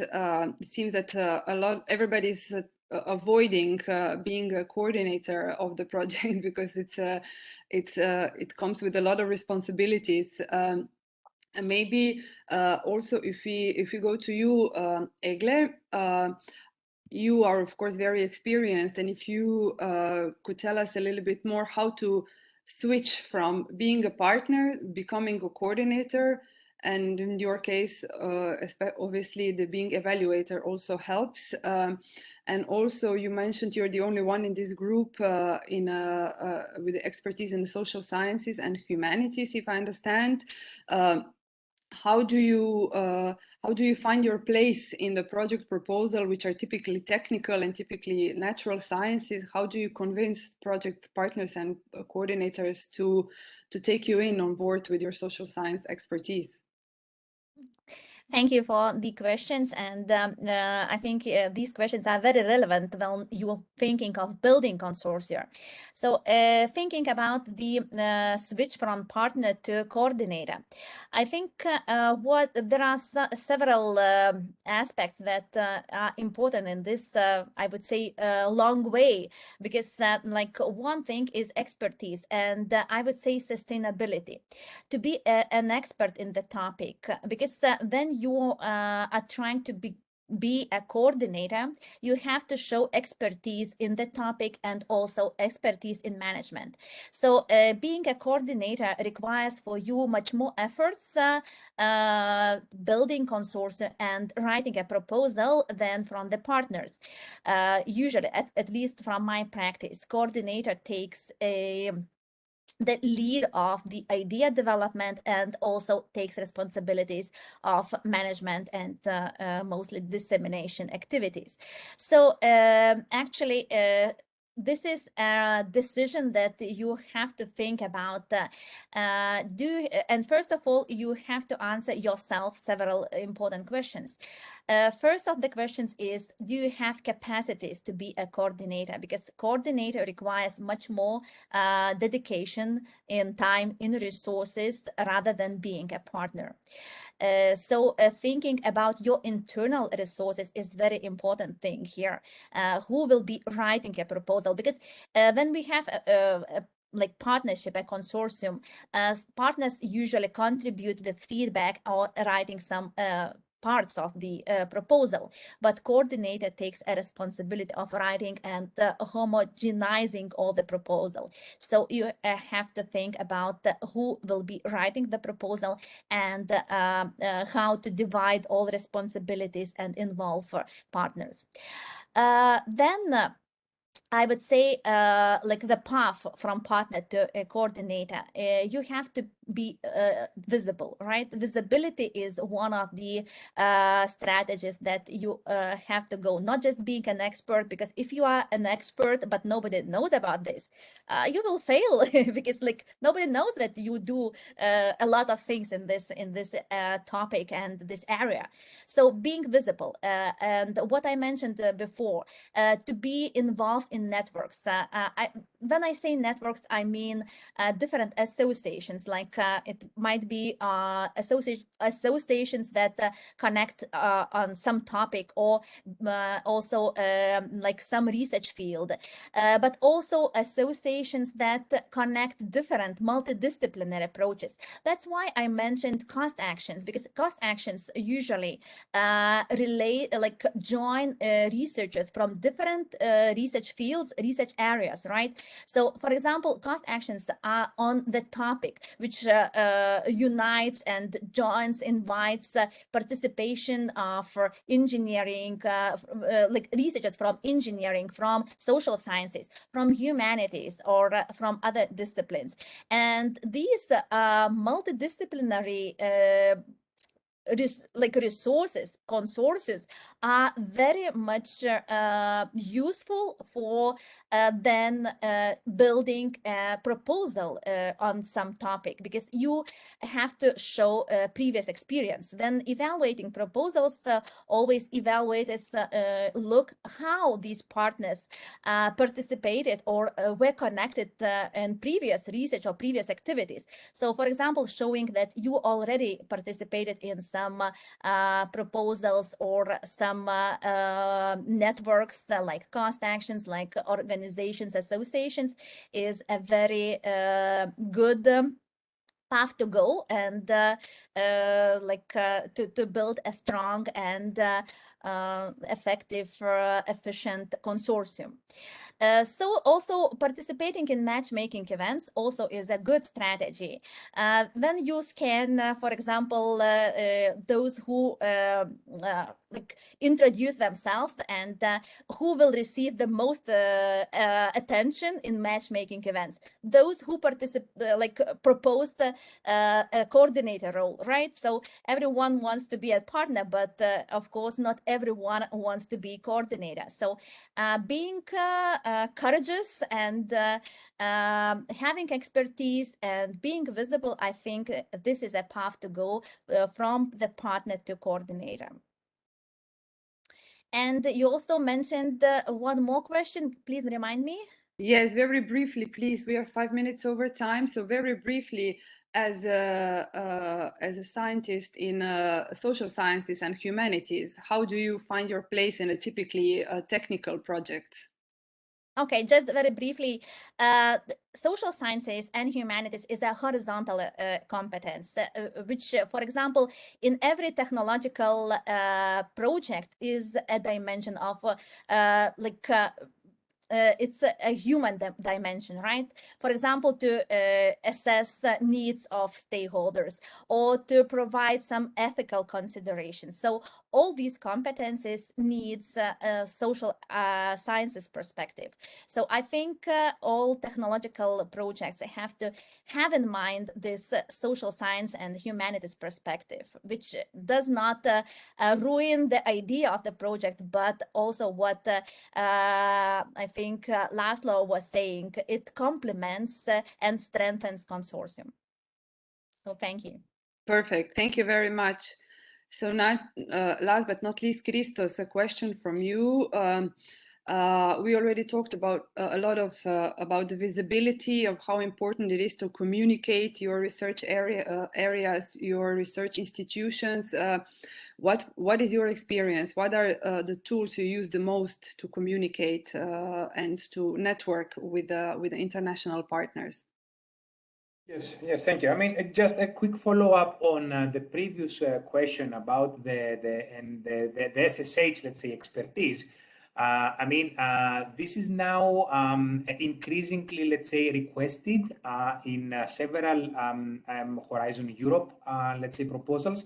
So I mean, from our side, we really, enjoy talking with SSH experts, for example, within the University of Cyprus, the Department of Social and Political Science, We were involved in the past few months with some proposals that were related to environmental health, where the SSH aspects were, like quite strong in there. And if I may say, it takes time, to find, like some common ground. It was new to us, coming from the ICT, let's say, domain, trying to find, like some common ground, common, let's say, language. But then at the end of the day, as soon as you have that, then I think this is, like something that adds value to the proposal. And with respect to, like when the project is running, another thing that we do in one of the projects that we are coordinating is called the communities of practice. So we do have that as a core component, which means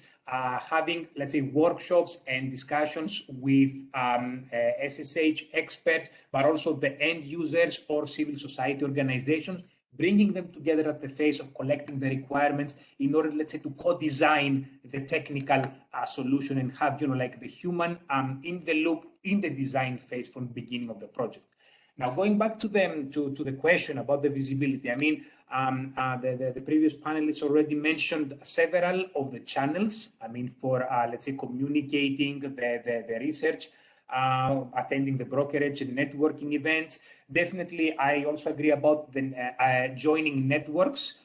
For example, we saw quite some benefit when we joined, for example, the UNIMED network, which is the network of universities, but especially the network of universities around the Mediterranean, and also some, let's say, specialist networks.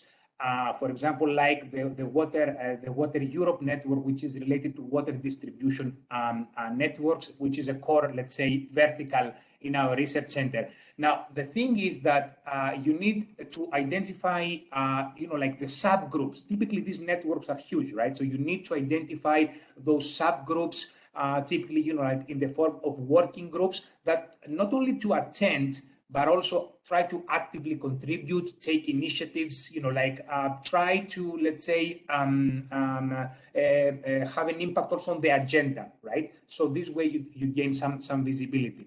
And as a last point, for the visibility aspect, as an academic research institution, focusing, like on the technical part, on the excellence and things like that, we also found great value after a few years ago, we started engaging into open science activities and practices. So we found that as a great way, like not only open access publications, but also sharing code openly, sharing a data set openly.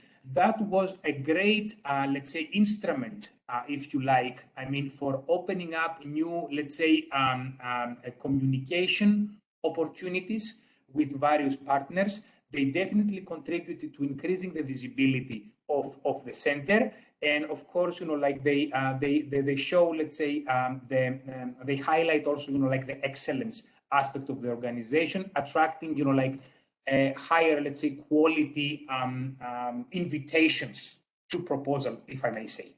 Perfect. Thank you very much. So we are 10 minutes over time, but I would just like to take another question also from the chat and would like to ask you to answer in 2 words, basically. The question is, as we know, a successful consortium must have many different components. What is, in your opinion, the most important component of the successful project? Very shortly, 2 words, please. Laszlo.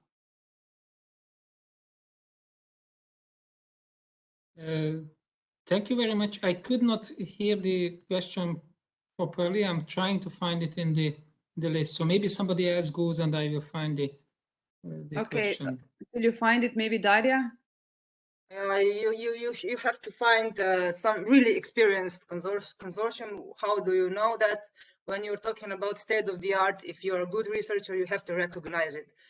The beyond state of the art, you have to recognize it. So when I think that this is why you have to always, as a research manager, I always have to cooperate with researchers closely. So thank you. Christoph, really quickly, 2 words.